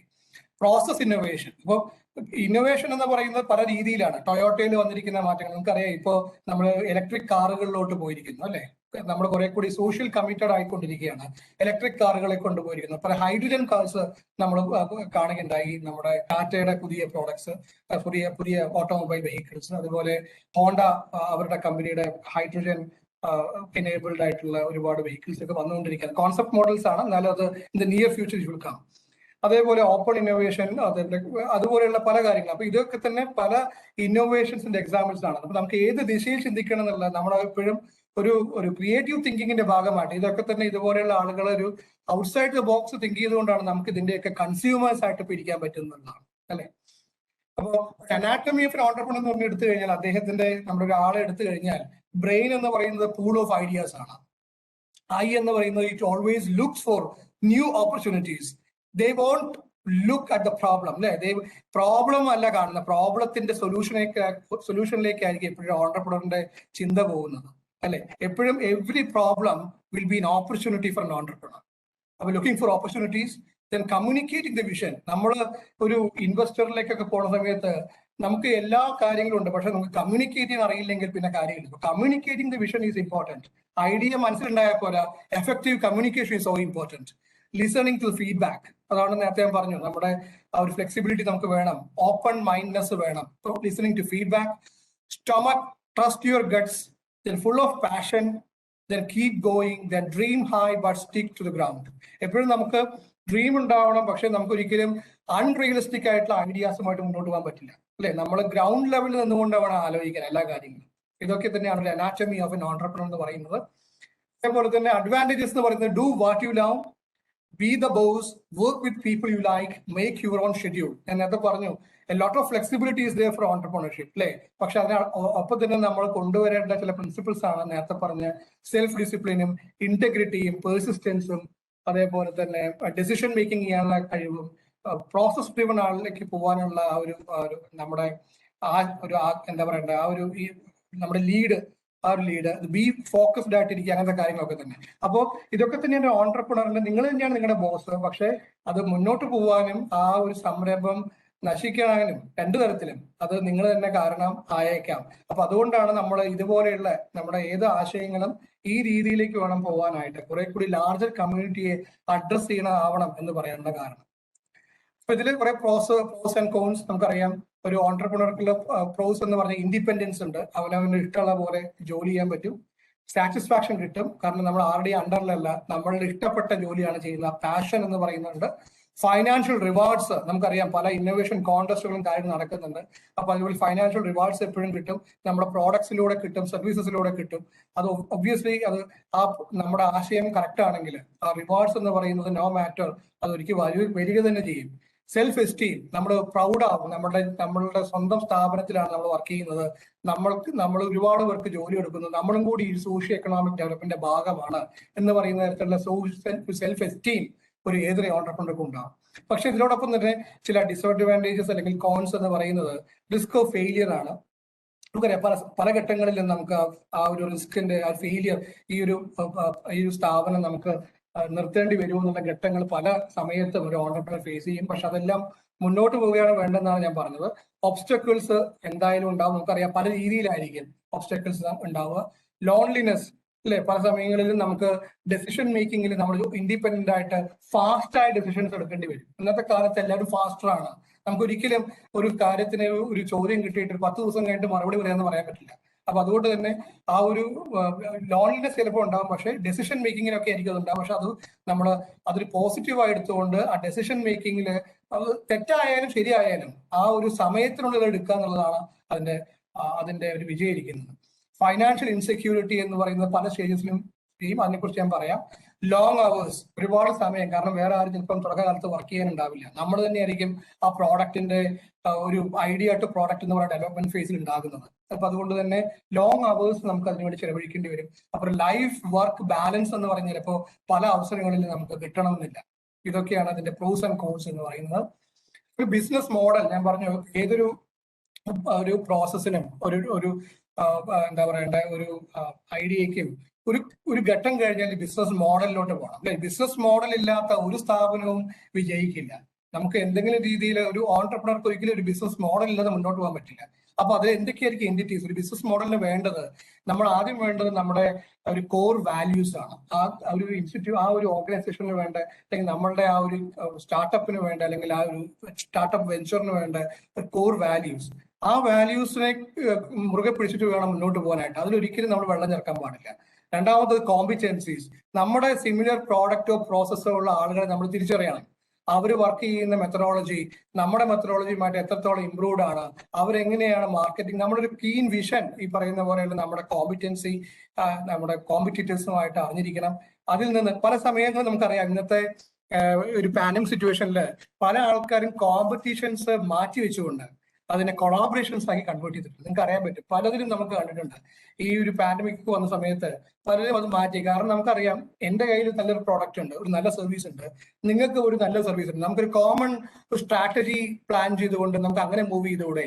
അപ്പൊ ഒരു കോമ്പറ്റീഷൻ മാറി ഒരു കൊളാബറേഷൻ എന്ന രീതിയിലായി. നമ്മൾ മുമ്പ് കണ്ടിട്ടുണ്ട് ഹീറോ ഹോണ്ട പോലെയുള്ള സ്ഥാപനങ്ങളെല്ലാം തന്നെ, അല്ലെങ്കിൽ മാരുതി സുസുക്കി പോലെയുള്ള സ്ഥാപനങ്ങൾ, ഇതൊക്കെ നമ്മൾ കണ്ടതാണ്. പലതും നമ്മൾ കണ്ടതാണ്. ഇപ്പൊ ഫേസ്ബുക്ക്, അപ്പോ ചില കമ്പനികൾ ഈ പറഞ്ഞ പോലെ ഒരു എന്താണ് ഒരു ക്ലബ്ഡ് മാനറിൽ ഒരു ജോയിന്റ് വെഞ്ചർ ആയിട്ടാണ് ഇന്നത്തെ കാലത്ത് പോകുന്നത്. അപ്പൊ കോമ്പിറ്റൻസി മാറി തുടങ്ങി ഈ ഒരു സിറ്റുവേഷനിൽ മാറി ഒരു കൊളാബറേറ്റീവ് എന്ന് പറയുന്ന രീതിയിലേക്ക് മാറുന്നുണ്ട്. അതേപോലെ തന്നെ നമ്മുടെ വേറൊരു മോഡലാണ് പ്രോഡക്ട്സ് ആൻഡ് സർവീസസ്. നമ്മളൊരു ലിസ്റ്റ് ഉണ്ടാവണം, നമ്മൾ ഏതൊക്കെ പ്രോഡക്റ്റിലോ സർവീസസിലോ ആണ് നമ്മൾ ഫോക്കസ് ചെയ്യുന്നത്. ഇടയ്ക്കിടയ്ക്ക് ഫോക്കസ് മാറാൻ പാടില്ല അല്ലെ. നമ്മുടെ ഒരു പ്രോഡക്റ്റിലേക്ക് ഇറങ്ങി അത് സക്സസ്ഫുൾ ആവുന്നവരെ കുറെ കാലത്തിന് ശേഷം, എസ്റ്റാബ്ലിഷ്ഡ് ആയ ശേഷമാണ് പല ആളുകളും പുതിയൊരു പ്രോഡക്റ്റോ സർവീസിലോട്ടോ മാറുന്നത്. അല്ലാതെ ദൈനംദിനമായിട്ട് ഒരു സംഭവം നമ്മൾ ഇറങ്ങി തിരിച്ചു വീണ്ടും അതിനെ മാറ്റി ഓരോ വർഷങ്ങളിലും പുതിയ സർവീസും പ്രോഡക്റ്റുമായിട്ട് മാറുന്നതിന് പകരം ഒരു പ്രോഡക്റ്റിന്റെ സർവീസിന്റെയോ ഇൻക്രിമെന്റൽ ആയിട്ടുള്ള ഇന്നോവേഷൻസ് ആണ് എപ്പോഴും അഭികാമ്യമായിട്ടുള്ളത്. അപ്പൊ പ്രോഡക്റ്റ് ആൻഡ് സർവീസസ് എന്ന് പറയുന്ന ബിസിനസ് മോഡലിന്റെ ഏറ്റവും പ്രധാനപ്പെട്ട ഒരു ക്രൂഷ്യൽ പാർട്ടാണ്. മാർക്കറ്റിംഗ് വളരെ ഇമ്പോർട്ടന്റ് ആണ്. മാനേജ്മെന്റ് ടീം വേണം. നമുക്കൊരു നല്ല ഒരു group of founders, co founders, technical team and other office staff, അങ്ങനെയുള്ള മാനേജ്മെന്റ്, ടോട്ടൽ മാനേജ്മെന്റ് ടീം വേണം. ഡിസ്ട്രിബ്യൂഷൻ വേണം, കോസ്റ്റ് ആൻഡ് ഡിസ്ട്രിബ്യൂഷൻ, ഇങ്ങനെയുള്ള കാര്യങ്ങൾ. ഇതെല്ലാം കൂടി ചേർന്നതാണ് സാധാരണ ഒരു ബിസിനസ് മോഡൽ എന്ന് പറയുന്നത്. അപ്പൊ ഒരു ബിസിനസ് മോഡൽ ഉണ്ടെങ്കിൽ മാത്രമേ സാധാരണ ഒരു സ്റ്റാർട്ടപ്പ്, ഇനീഷ്യൽ സ്റ്റേജിലുള്ള സ്റ്റാർട്ടപ്പിന് ഒരു സ്കെയിലബിൾ സ്റ്റാർട്ടപ്പ് ആയിട്ട് വളരണമെന്നുണ്ടെങ്കിൽ you need funding. Where will get fund? സാധാരണ നമുക്ക് തുടങ്ങുന്നത് ബൂട്ട് സ്ട്രാപ്പ് ഫണ്ടിങ് എന്ന് പറഞ്ഞിട്ട് നമ്മുടെ വീട്ടിൽ നിന്ന് സ്റ്റാർട്ട് ചെയ്യുന്ന ഫണ്ടിങ്സ് ആണ്. അതിനൊക്കെ തന്നെ ലിമിറ്റേഷൻസ് ഉണ്ട്. പിന്നീട് നമ്മൾ സ്കെയിലപ്പ് ചെയ്യണമെങ്കിൽ you need to attract investors in the form of ആരൊക്കെയാണ്? നമുക്കറിയാം ഏഞ്ചൽ ഇൻവെസ്റ്റേഴ്സ്, അല്ലെങ്കിൽ വെർച്വൽ ക്യാപിറ്റലിസ്റ്റ് അല്ലെ, അതേപോലെ തന്നെ പ്രൈവറ്റ് ഇക്വിറ്റി, ഇതുപോലെയുള്ള ഇൻവെസ്റ്റേഴ്സ് നമുക്ക് ആവശ്യമാണ്. അപ്പൊ ഇൻവെസ്റ്റേഴ്സിനെ അട്രാക്ട് ചെയ്യണമെങ്കിൽ അവർ എങ്ങനെ ഇൻവെസ്റ്റ് ചെയ്യും? First they will be looking at do you have A business model with you. ആ ബിസിനസ് മോഡൽ നോക്കിക്കൊണ്ട് മാത്രമായിരിക്കും അവർ ഇൻവെസ്റ്റ് ചെയ്യാൻ തീരുമാനിക്കുന്നത് അല്ലെ. അപ്പൊ അതില് ഒരു അപ്പം അത് പറഞ്ഞു വിടുന്നപ്പോഴാണ്. അപ്പൊ അതിൽ വെഞ്ചർ പറയാം, നെക്സ്റ്റ് പോകുന്നത്. യെസ്, ഇതൊക്കെയാണ് നമ്മുടെ സാധാരണ ഒരു ഫണ്ടേഴ്സ് നമ്മൾ പറയുന്നത്. ഏഞ്ചൽ ഇൻവെസ്റ്റേഴ്സ്, അല്ലെങ്കിൽ അതേപോലെ early stage virtual capitalist, accelerators, hybrid models, foundations ഒക്കെ തന്നെ. ഇപ്പൊ നമ്മുടെ ഇവിടെ നോക്കിക്കഴിഞ്ഞാൽ നമുക്ക് അടൽ ഇൻക്യുബേഷൻ സെന്റർ ഉണ്ട്. അതൊരു ഫൗണ്ടേഷൻ ആയിട്ടാണ്. സെക്ഷൻ 8 കമ്പനിയാണ് നമ്മുടെ അടൽ ഇൻക്യുബേഷൻ സെന്റർ എന്ന് പറയുന്നത്. ഇവിടെ നമ്മൾ ചെയ്യുന്നതെന്ന് വെച്ച് കഴിഞ്ഞാൽ ഒരു നല്ല ആശയത്തിന് ഗവൺമെന്റ് ഓഫ് ഇന്ത്യയുടെ വഴി നമുക്ക് സെലക്ഷൻ കിട്ടിക്കഴിഞ്ഞാൽ ഏകദേശം 15 ലക്ഷം രൂപ വരെ അവർക്ക് ഫണ്ടിങ് കിട്ടുന്നുണ്ടാവും ഒരു ആശയത്തിന്, ഒരു ടീമിന്. അപ്പൊ നമ്മൾ തന്നെ ഇപ്പൊ ഇവിടെ കഴിഞ്ഞ ദിവസം 60ഓളം ആപ്ലിക്കേഷൻസ് ആണ് കൊടുത്തത്. ഏകദേശം 10ഓളം ആപ്ലിക്കേഷൻസ് സെലക്ട് ആയിട്ടുണ്ടെന്നാണ് ഞാൻ മനസ്സിലാക്കുന്നത്. അപ്പൊ അതില് ഈ ഓരോ ടീമിനും അല്ലെങ്കിൽ ഓരോ ആളുകൾക്കും 15 lakhs വെച്ചിട്ടാണ് അവരുടെ ഒരു ഇനീഷ്യൽ ഫണ്ടിങ് ആയിട്ട് കിട്ടുന്നത്. അപ്പൊ അതുപോലെയുള്ള ഫണ്ടേഴ്സ് ഉണ്ട്. അതേപോലെ തന്നെ ഞാൻ പറഞ്ഞ പോലെ പ്രൈവറ്റ് ഇക്വിറ്റി, അതല്ലെങ്കിൽ ഒരു വെർച്വൽ ക്യാപിറ്റലിസ്റ്റ്, ഇവരൊക്കെ തന്നെ നമ്മളിൽ എങ്ങനെയാണ് ഇൻവെസ്റ്റ് ചെയ്യുക, അതിന് ആദ്യം അവർ നോക്കുന്നത് whether you are capable to do that job or not. Do you have the capability with you? Do you have that domain competency with you? ആ കോമ്പിറ്റൻസി ഉണ്ടോ, നിങ്ങൾ ഇപ്പോൾ ഉള്ള എക്സിസ്റ്റിംഗ് മാർക്കറ്റുമായിട്ട് കോമ്പീറ്റ് ചെയ്യാനുള്ള സ്കിൽ റിസോഴ്സസ് നിങ്ങളുടെ കയ്യിലുണ്ടോ എന്ന് അവർ ആദ്യം ചെക്ക് ചെയ്യും. അപ്പൊ അതാണ് ആദ്യത്തെ കേപ്പബിലിറ്റി എന്ന് പറയുന്നതായിരിക്കും സാധാരണ ഒരു വെഞ്ചർ ക്യാപിറ്റലിസ്റ്റോ അല്ലെങ്കിൽ ഇതുപോലെയുള്ള ഒരു ഇൻവെസ്റ്റർ ആദ്യം നോക്കുന്നത്. 2, കോർ ടീം. നിങ്ങളുടെ കയ്യിൽ നിങ്ങൾ ഇല്ലെങ്കിൽ കൂടി ഇത് റൺ ചെയ്ത് പോകാനുള്ള കോർ ടീം ഉണ്ടോ എന്ന് നോക്കും. കാരണം so that they cannot take any risk further. അല്ലെ, റിസ്ക് 5 കോടിയോ 10 കോടിയോ ഒക്കെ ആയിരിക്കും സാധാരണ ഒരു ഈ പറയുന്ന ഏഞ്ചൽ ഇൻവെസ്റ്റേഴ്സും ആൾക്കാരൊക്കെ നല്ല ഇൻവെസ്റ്റ് ചെയ്യുന്ന വിചാരിക്കുക. അവർ നോക്കുന്നത് അവർക്കൊരു എക്സിറ്റ് പ്ലാൻ ഒക്കെ വേണം. അല്ലെ, സാധാരണ എക്സിറ്റ് പ്ലാൻ എന്ന് പറയുന്നത് കേൾക്കുമ്പോൾ ആൾക്കാർ മനസ്സിലാക്കുന്നത് എന്താണ്, നമ്മൾ അവിടുന്ന് ഒഴിഞ്ഞു പോകുമെന്നുള്ളതാണ്. എക്സിറ്റ് പ്ലാൻ എന്ന് പറഞ്ഞു കഴിഞ്ഞാൽ നമുക്കറിയാം, ഒരു കമ്പനിയുടെ കുറച്ച് കാലത്തിന് ശേഷം ഇവര് ആഗ്രഹിക്കുന്നത് 10 കോടിയോ അല്ലെങ്കിൽ 15 കോടിയോ 5 കോടിയോ ഇട്ട് കഴിഞ്ഞാൽ അത് അടുത്ത ലെവലിലോട്ട് പോയി കഴിഞ്ഞാൽ അതിനെ ഒരു 40 കോടിയായിട്ട് അവർക്ക് ഇത് എക്സിറ്റ് ചെയ്യണമെന്നാണ് ഏതൊരു ഇൻവെസ്റ്ററും ആഗ്രഹിക്കുക. നിങ്ങളും അതെ, ഒരു സക്സസ്ഫുൾ ആയിട്ടുള്ള ഓണ്ടർപ്രണേഴ്സ് എത്രയോ പേര് നിങ്ങൾ കണ്ടിട്ടുണ്ടാവും. നമ്മുടെ എറണാകുളത്ത് തന്നെ ഉണ്ടായിരുന്ന പ്രൊഫൗണ്ടീസ് എന്ന് പറയുന്ന കമ്പനി, എന്റെ സുഹൃത്താണ് അദ്ദേഹം. അതേപോലെ തന്നെ ഫസ്റ്റ് കോൺടാക്ട് എന്ന് പറയുന്ന കമ്പനിയാണ് ഏറ്റെടുത്തത്. അപ്പൊ ഇതുപോലെ ആ പ്രൊഫൗണ്ടീസ് കമ്പനിയൊക്കെ തന്നെ അദ്ദേഹം 3ാമത്തെ കമ്പനിയുടെ ഫൗണ്ടറാണ്. ഇപ്പം 2 കമ്പനി സക്സസ്ഫുൾ ആയ അദ്ദേഹം ഇപ്പൊ അമേരിക്കയിലാണുള്ളത്. അപ്പോ മനസ്സിലാക്കേണ്ടത് എല്ലാ സ്റ്റാർട്ടപ്പുകളും നമ്മൾ മനസ്സിലാക്കണം, അത് സ്കെയിലബിൾ ആയിരിക്കണം. അതേപോലെ തന്നെ ഒരു അവസരത്തിൽ അത് നമുക്ക് സെയിൽ ചെയ്യാൻ കഴിയണം. അതേപോലെ തന്നെ അല്ലെങ്കിൽ അതൊരു ഷെയർ മാർക്കറ്റിൽ ലിസ്റ്റ് ചെയ്യാനെങ്കിലും കഴിയണം. ഇത് രണ്ടും കഴിഞ്ഞിട്ടില്ലെങ്കിൽ, സെയിലിങ്ങോ അല്ലെങ്കിൽ ലിസ്റ്റിങ്ങോ കഴിഞ്ഞിട്ടില്ലെങ്കിൽ, സത്യം പറഞ്ഞു കഴിഞ്ഞാൽ ആ ഒരു വെഞ്ചർ, ആ സ്റ്റാർട്ടപ്പ് വെഞ്ചർ പരാജയത്തിലേക്ക് തന്നെയാണ് പോകുന്നത്. ഇത് സംശയമില്ല. സെയിൽ ചെയ്യാൻ പറ്റാത്ത ഒരു വസ്തുവും നമ്മുടെ കയ്യിൽ വെക്കുന്നത് കൊണ്ട് ഒരു ഉപയോഗമില്ല, ഒരു പ്രോപ്പർട്ടി ഒരു ഉപയോഗമില്ല, അല്ലെ. അപ്പൊ സെയിൽ എന്ന് പറയുന്നത് വളരെ ഇമ്പോർട്ടന്റ് ആണ്. അതല്ലെങ്കിൽ നമുക്കതിനെ ഒരു ലിസ്റ്റബിൾ ആയിട്ട് ഒരു നമ്മുടെ ഷെയർ മാർക്കറ്റിൽ ലിസ്റ്റ് ചെയ്യാനെങ്കിലും കഴിയും. അപ്പൊ ഇതെല്ലാം തന്നെയായിരിക്കും സാധാരണ ഒരു ഏഞ്ചൽ ഇൻവെസ്റ്റേഴ്സ് നോക്കുന്നത്, അല്ലെ. അതേപോലെ അവർ വേറെ നോക്കുന്ന ഒരു കാര്യം എൻട്രി ബാരിയേഴ്സ് ആണ്. എന്താ എൻട്രി ബാരിയർ എന്ന് പറഞ്ഞു കഴിഞ്ഞാൽ? ഒരു എൻട്രി ബാരിയർ എന്ന് പറഞ്ഞു കഴിഞ്ഞാൽ, ഇപ്പോൾ നിങ്ങളൊരു ആശയമായിട്ട് വരുന്നു, ഈ ആശയം എത്രത്തോളം വളരെ ഈസിയാണ് മറ്റുള്ളവർക്ക് കയറാനായിട്ട്. അപ്പൊ അതിലൊരു ബാരിയർ ഉണ്ടാവണം. അതായത് എല്ലാവർക്കും സുഖമായി ചെയ്യാൻ പറ്റുന്ന ഒരു ഐഡിയ ആയിരിക്കരുത് ഞാൻ ഇൻവെസ്റ്റ് ചെയ്യുന്ന എമൗണ്ട് എന്ന് ഓരോ ഇൻവെസ്റ്ററും ആഗ്രഹിക്കുന്നുണ്ടാവും, അല്ലെ. എളുപ്പത്തിൽ ചെയ്യാൻ പറ്റുന്ന, ഇത് ആർക്കും ചെയ്യാൻ പറ്റുന്ന ഒരു ഐഡിയ ആണല്ലോ എന്ന് വിചാരിച്ചു കഴിഞ്ഞാൽ നമുക്കത് ഇൻവെസ്റ്റ് ചെയ്യാൻ നമുക്ക് റിസ്ക് ഫാക്ടർ ഉണ്ട് അവിടെ. അപ്പൊ എപ്പോഴും അവർ നോക്കുന്ന ഒരു എൻട്രി ബാരിയർ ഉള്ള ഒരു കോൺസെപ്റ്റുമായിട്ടാണോ എന്നെ സമീപിച്ചിരിക്കുന്നതായിരിക്കും ഏതൊരു ഇൻവെസ്റ്ററും നോക്കുന്നത്. അപ്പോൾ എൻട്രി ബാരിയർ എന്ന് പറയുന്നത് ഒരു ഇമ്പോർട്ടന്റ് ക്രൂഷ്യൽ പാർട്ടാണ് ഈ ഇൻവെസ്റ്റ്മെന്റ് എന്ന് പറയുന്ന ആ ഒരു പ്രോസസ്സിൽ. സ്കെയിലബിലിറ്റി ഞാൻ പറഞ്ഞു, എക്സിറ്റ് പ്ലാൻ വേണം. അപ്പൊ ഇതെല്ലാം തന്നെയാണ് സാധാരണ. അപ്പം അറ്റ്ലീസ്റ്റ് ഇതിന്റെ റോഡ് മാപ്പ്, ഏതൊരു സ്റ്റാർട്ടപ്പ് കമ്പനിക്കും റോഡ് മാപ്പ് ഉണ്ടാവണം. ആ റോഡ് മാപ്പ് എന്ന് പറയുന്നത് നമ്മൾ പറയാറുണ്ട് road map to IPO, that is initial public offer, അല്ലെ. IPO നമ്മുടെ ഒരു സെയിലബിളിലേക്കോ അല്ലെങ്കിൽ ഒരു നമ്മുടെ ഷെയർ മാർക്കറ്റിലോ ലിസ്റ്റ് ചെയ്യാൻ തക്കവണ്ണമുള്ള റോഡ് മാപ്പ് നമ്മൾ ഉണ്ടാക്കണം, അല്ലെ. നമ്മുടെ മാർക്കറ്റ് നമ്മൾ അറിഞ്ഞിരിക്കണം. ഗ്ലോബൽ മാർക്കറ്റിലേക്കാണ് എപ്പോഴും നമ്മൾ ഒരു ഓണ്ടർപ്രണർ ചിന്തിക്കുന്നത്. അപ്പോൾ അതുപോലെയുള്ള ഒരു വിഷണറിക്ക് മാത്രമാണ് സക്സസ്ഫുൾ ആയിട്ടൊരു സ്ഥാപനം, ഒരു സംരംഭം മുന്നോട്ട് കൊണ്ടുപോകാൻ കഴിയുന്നത്.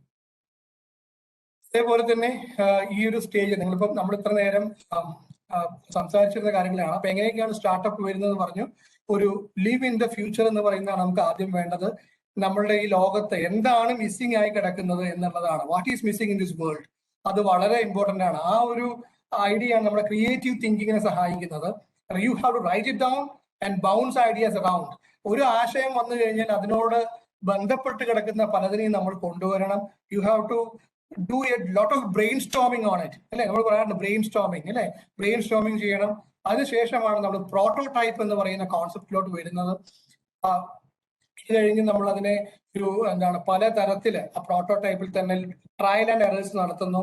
കുറെ കൂടി നമ്മൾ അതിനെ ഒരു നമ്മുടെ ഇഷ്ടപ്പെട്ട ആളുകളുമായിട്ട് ആ പ്രോട്ടോടൈപ്പിനെ കാണുന്നു. ആ പ്രോട്ടോടൈപ്പിന്റെ അവരുടെ അഭിപ്രായങ്ങളും കൂടി നമ്മൾ ആ ഫീഡ്ബാക്കും കൂടി കളക്ട് ചെയ്യുന്നു. ഉദാഹരണത്തിന് ഞങ്ങളൊരു പ്രോഡക്റ്റ് ഈ പറയുന്ന ഒരു early detection of pandemic or flu sense devices എന്ന് പറഞ്ഞുണ്ടാക്കിയപ്പോൾ നമ്മൾ ഒരുപാട് ഒരു ഗൂഗിൾ ഫോം വഴിയാണ് ഈ ഫീഡ്ബാക്ക് കളക്ട് ചെയ്തത്. അതിന്റെ പ്രൈസ് റേറ്റിങ്ങിനെ പറ്റിയിട്ട് അത് എത്രത്തോളം ആളുകൾക്ക് ഒരു വെയറബിൾ പ്രോഡക്റ്റ് ആയിട്ട് ഉപയോഗിക്കാൻ പറ്റും, അതൊരു നെക്ക് ബാൻഡ് പോലെയുള്ള ഒരു സാധനമായിരുന്നു. അപ്പൊ അത് എത്രത്തോളം പേർക്ക് ഉപയോഗിക്കാൻ പറ്റും. അപ്പൊ ഇതുപോലെയുള്ള ഒരുപാട് സർവേസ് നമുക്ക് നടത്തേണ്ടതായിട്ടുണ്ട്. Then you have to say that okay, we are going to launch that project. Let everyone know. അതാണ് launching. Let everyone know that you have made something awesome. ആ രീതിയിലുള്ളതാണ് launching. അടുത്ത സ്റ്റേജിലോട്ട് പോകുമ്പോൾ then again you will be looking for funding. നമ്മൾ പറഞ്ഞു കഴിഞ്ഞു, looking for funding and build a version for the next time. അടുത്ത ലെവലിലേക്ക് പോകണമെങ്കിൽ നമുക്ക് ഫണ്ടിങ് വേണം. Then you will be going for registering your company. അപ്പോൾ ഈ ഫണ്ടിങ്ങിനോട് കൂടെ തന്നെ നമുക്ക് പാരലൽ ചെയ്യാൻ പറ്റുന്നതാണ്, അല്ലെങ്കിൽ രജിസ്റ്റർ ചെയ്യുക company. Then you will be slowly finding out a co-founder. Then again working on the same in your prototype multiple times so that it will become a fine-tuned one for the customer. ഒരു fine tune ആയിട്ടുള്ള ഒരു customer preferred product ആയിട്ട് പുറത്തു വരണമെങ്കിൽ you have to do a lot of എന്താ പറയണ്ടേ ഐറ്ററേഷൻസ് on the product അല്ലെ. ആ രീതിയിലായിരിക്കും ഇത് പുറത്തേക്ക് വരുന്നത്. അങ്ങനെയാണ് ഒരു കമ്പനി നമ്മൾ പുതുതായിട്ട് കൊണ്ടുവരുന്നതും നെക്സ്റ്റ് ലെവലിലോട്ട് അത് ഗ്രോ ചെയ്യുന്നതും. പക്ഷെ കൺസിസ്റ്റന്റ് ആവണം എന്നുള്ളതാണ്. ഒരിക്കലും വൺസ് എസ്റ്റാബ്ലിഷ് ആയി കഴിഞ്ഞാൽ പിന്നെ എല്ലാം കഴിഞ്ഞു എന്ന രീതിയിലല്ല. The process has to repeat every year. The same level of energy and enthusiasm should be there എന്നുള്ളതാണ്. ഓക്കെ, അപ്പം ആ ഒരു രീതിയിലാണ് നമ്മൾ ഈ how to start a startup. നമുക്കറിയാം ഇത്രയും കാര്യം പറഞ്ഞ കാര്യങ്ങളുടെ ഒരു ഓവറോൾ ബിഗ് പിക്ചർ ആണ് ഇവിടെ കാണിച്ചിരിക്കുന്നത്. നമുക്കറിയാം കമ്പനികൾ പലതരത്തിലുണ്ട്. പ്രൈവറ്റ് ലിമിറ്റഡ് കമ്പനി, അതുപോലെ partnership company, limited liability partnership, 1 person company, section 8 company, അങ്ങനെ പലതരം രജിസ്ട്രേഷൻസ് ഇപ്പൊ പോസിബിൾ ആണ്. നിങ്ങൾക്കറിയാം നമ്മൾ ഏറ്റവും കൂടുതൽ കേട്ടിട്ടുള്ള ഒരു പാർട്ട്ണർഷിപ്പ് ആണ് പ്രൈവറ്റ് ലിമിറ്റഡ് പാർട്ട്ണർഷിപ്പ്. നമുക്ക് എല്ലാവർക്കും അറിയാം പ്രൈവറ്റ് ലിമിറ്റഡ് കമ്പനീസ്. അതേപോലെ തന്നെ ലിമിറ്റഡ് LLP. സാധാരണ ഇപ്പോഴും ഇപ്പൊ എന്നെ പോലെയല്ല, ഞാനൊക്കെ ഒരു കമ്പനി സ്റ്റാർട്ട് ചെയ്യുന്ന സമയത്ത് ആദ്യം നോക്കിയിരുന്നത് ഈ പ്രൈവറ്റ് ലിമിറ്റഡ് കമ്പനിയിൽ പോകണോ LLPയിൽ പോകണോ എന്നൊക്കെയാണ്. LLPയിൽ പോകണോ, ഏതിലേക്കാണ് പോകേണ്ടത്. അപ്പൊ നമ്മുടെ കൂടെയുള്ള ആൾക്കാരായിട്ടും നമ്മുടെ ലീഗൽ അഡ്വൈസേഴ്സ് ആയിട്ടൊക്കെ സംസാരിച്ചപ്പോൾ അവർ പറയുമ്പോൾ ഏറ്റവും നല്ലത് പ്രൈവറ്റ് ലിമിറ്റഡ് കമ്പനിയാണ് ഏറ്റവും നല്ലതെന്ന് പറയും. കാരണം ഒരു 1-2 വ്യത്യാസങ്ങളുണ്ട് അതിൽ. ഈ പ്രൈവറ്റ് ലിമിറ്റഡ് കമ്പനിയിലോട്ട് പോകുന്ന സമയത്ത് നമുക്ക് കുറെ കൂടി സ്ട്രക്ചേർഡ് ആണ് കാര്യങ്ങൾ, കുറെ കൂടി സ്ട്രക്ചേർഡ് ആണ്. ഗവൺമെന്റിന്റെ കുറെ കൂടി എന്താ പറയണ്ടേ, ഗവൺമെന്റ് പ്രിഫർ ചെയ്യുന്നതും ഈ പറയുന്ന രണ്ടും ഉണ്ട്. പ്രൈവറ്റ് ലിമിറ്റഡും LLP ഉണ്ട്. എന്നാൽ കൂടി കൂടുതൽ സുതാര്യമായത്, ട്രാൻസ്പെറൻസി ചെയ്യുന്നത് പ്രൈവറ്റ് ലിമിറ്റഡ് കമ്പനീസ് ആണ്. ഷെയർ മാർക്കറ്റിലേക്ക് ഷെയർ ട്രാൻസ്ഫർ ചെയ്യാനൊക്കെ ആയിട്ട് നമുക്ക് പ്രൈവറ്റ് ലിമിറ്റഡ് കമ്പനിയാണ് നല്ലത്. അതേപോലെ തന്നെ നമുക്ക് ഇൻവെസ്റ്റേഴ്സിനെ അട്രാക്ട് ചെയ്യാനായിട്ട് ഈ LLP കമ്പനിയോട്ട് സാധാരണ ഈ ഏഞ്ചൽ ഇൻവെസ്റ്റേഴ്സിന് വരാറില്ല. അപ്പൊ അതുകൊണ്ട് പ്രൈവറ്റ് ലിമിറ്റഡ് കമ്പനിയാണ് സമയത്ത് നമുക്ക് കൂടുതൽ ഇൻവെസ്റ്റേഴ്സിനെ അട്രാക്ട് ചെയ്യാൻ കഴിയും. അപ്പൊ അതൊക്കെ തന്നെയാണ് ഈ പ്രൈവറ്റ് ലിമിറ്റഡിന്റെയും ലിമിറ്റഡ് ലയബിലിറ്റി എന്ന് പറയുമ്പോൾ നമുക്ക് മനസ്സിലാക്കാം, നമുക്ക് വലിയൊരു മൂലധനം ഇല്ല അതില്. നമ്മുടെ കുടുംബത്തിൽ നിന്നോ അല്ലെങ്കിൽ നമ്മുടെ ഫ്രണ്ട്സിൽ നിന്നോ ഒക്കെ സ്വീകരിക്കുന്ന എമൗണ്ട് വെച്ചിട്ടാണ് നമ്മൾ ആ LLP പോലെയുള്ള കമ്പനി നമ്മൾ സ്റ്റാർട്ട് ചെയ്യുന്നത്. അപ്പോൾ അതിൽ നമ്മൾ മനസ്സിലാക്കുന്നുണ്ട് വലിയ ഇൻവെസ്റ്റ്മെന്റിലോട്ടൊന്നും നമുക്ക് ആ കമ്പനി പോകാൻ കഴിയില്ല എന്നുള്ള തിരിച്ചറിവിലാണ് ആദ്യം ആളുകൾ ഈ LLPയിലോട്ട് പോകുന്നത്. പിന്നെ സ്ലോലി നമുക്കറിയാം LLPയിൽ ഈ ഓഡിറ്റിങ്ങും കാര്യങ്ങളൊക്കെ കുറവാണ്. അപ്പൊ അതുകൊണ്ടൊക്കെ തന്നെയാണ് ആൾക്കാർ അതിലേക്ക് പോകുന്നതും ഗവൺമെന്റ് അങ്ങനെയുള്ള സംഭവം കൊണ്ടുവന്നത്. പക്ഷെ നമ്മുടെ ഇൻവെസ്റ്റേഴ്സിനെ പോലെ ഒരു സ്കെയിലബിൾ ആയിട്ടുള്ള കമ്പനിയാണ് ആഗ്രഹിക്കുന്നതെങ്കിൽ ഏറ്റവും നല്ലത് പ്രൈവറ്റ് ലിമിറ്റഡ് എന്ന് പറയുന്ന ആ രജിസ്ട്രേഷൻ പ്രോസസ്സിലൂടെ പോകുന്നതായിരിക്കും നല്ലത്. അതേപോലെ ഉള്ള കമ്പനികളാണ് പാർട്ട്ണർഷിപ്പ് കമ്പനീസ്. നിങ്ങൾക്കറിയാം ഒന്നിലധികം പേര് കൂടി ചെയ്യുന്ന കമ്പനീസ്. അതേപോലെ തന്നെ 1 person കമ്പനി, സെക്ഷൻ 8 കമ്പനി, ഇതുപോലെയുള്ള. നേരത്തെ പറഞ്ഞതിൽ ഇൻവെസ്റ്റേഴ്സിന്റെ കാര്യം പറഞ്ഞപ്പോൾ ഞാൻ പറഞ്ഞു ഏഞ്ചൽ ഇൻവെസ്റ്റേഴ്സ്. ഇത് ഇൻവെസ്റ്റേഴ്സിലൊക്കെ വരുന്ന സമയത്തുള്ളത് ഇവർക്കും കൂടി ഈ പറയുന്ന കമ്പനിയിൽ ഒരു എന്താ പറയുക ഡെസിഷൻ മേക്കിംഗ് പവർ ഉണ്ടാവുന്നതെന്ന് മനസ്സിലാക്കണം. കാരണം ഈ someone is investing like Angel investor ഒരു വെഞ്ചർ ക്യാപിറ്റലിസ്റ്റ് അതുപോലെയുള്ള ആളുകൾ ഇൻവെസ്റ്റ് ചെയ്യുന്ന സമയത്ത് അവർക്കും കൂടി ഡെസിഷൻ മേക്കിംഗ് പവേഴ്സ് ഉണ്ടാവും. അവരും കൂടി ആയിരിക്കും നിങ്ങളുടെ കമ്പനിയിൽ മുന്നോട്ട് പോകുന്ന കാര്യങ്ങളിൽ അവർക്കും കൂടി ആ ഒരു പവർ നമ്മൾ കൊടുക്കേണ്ടി വരും. അപ്പൊ അതിന്റെ ഡ്രോബാക്ക് ആയിട്ടോ നല്ലതായിട്ടോ നിങ്ങൾക്ക് സ്വീകരിക്കാം. ഓക്കെ, അപ്പൊ അതാണ് അതിന്റെ കാര്യങ്ങൾ. അതേപോലെ ലിമിറ്റഡ് ലയബിലിറ്റി പറഞ്ഞു. 1 person കമ്പനി എന്ന് പറഞ്ഞാൽ തന്നെ വേർഡിൽ തന്നെയുണ്ട്, ഒറ്റയ്ക്ക് തുടങ്ങുന്നത്, വേറൊരാളുടെ സഹായത്തോടെ അല്ലാതെ തുടങ്ങുന്ന കമ്പനികൾ. പക്ഷെ അതിൽ റിസ്ക് എത്രത്തോളം ഉണ്ടെന്ന് നമ്മൾക്ക് ഇത്രയും നേരം പറഞ്ഞത് നിങ്ങൾക്ക് മനസ്സിലാവും ഞാൻ വിചാരിക്കുന്നു. സെക്ഷൻ 8 കമ്പനീസ്, അത് നോൺ പ്രോഫിറ്റ് ഓർഗനൈസേഷൻ പോലെയുള്ള കമ്പനികളൊക്കെ തന്നെ സെക്ഷൻ 8 കമ്പനീസ് ആയിട്ടാണ് രജിസ്റ്റർ ചെയ്യാറ്. ഇപ്പോൾ നമ്മുടെ അഡൽ ഇൻക്യുബേഷൻ സെന്റർ ഒക്കെ തന്നെ സെക്ഷൻ 8 കമ്പനിയിൽ വരുന്നതാണ്. അപ്പൊ അതിന്റെ കൂടുതൽ ഡീറ്റെയിൽസ് നെക്സ്റ്റ് സ്ലൈഡ്സിലുണ്ട്. പ്രൈവറ്റ് ലിമിറ്റഡ് കമ്പനി എന്ന് പറയുമ്പോൾ അതിന്റെ പ്രോസസ്സ് നിങ്ങൾക്ക് തുടങ്ങാനായിട്ട് രജിസ്ട്രേഷൻസ് വേണം.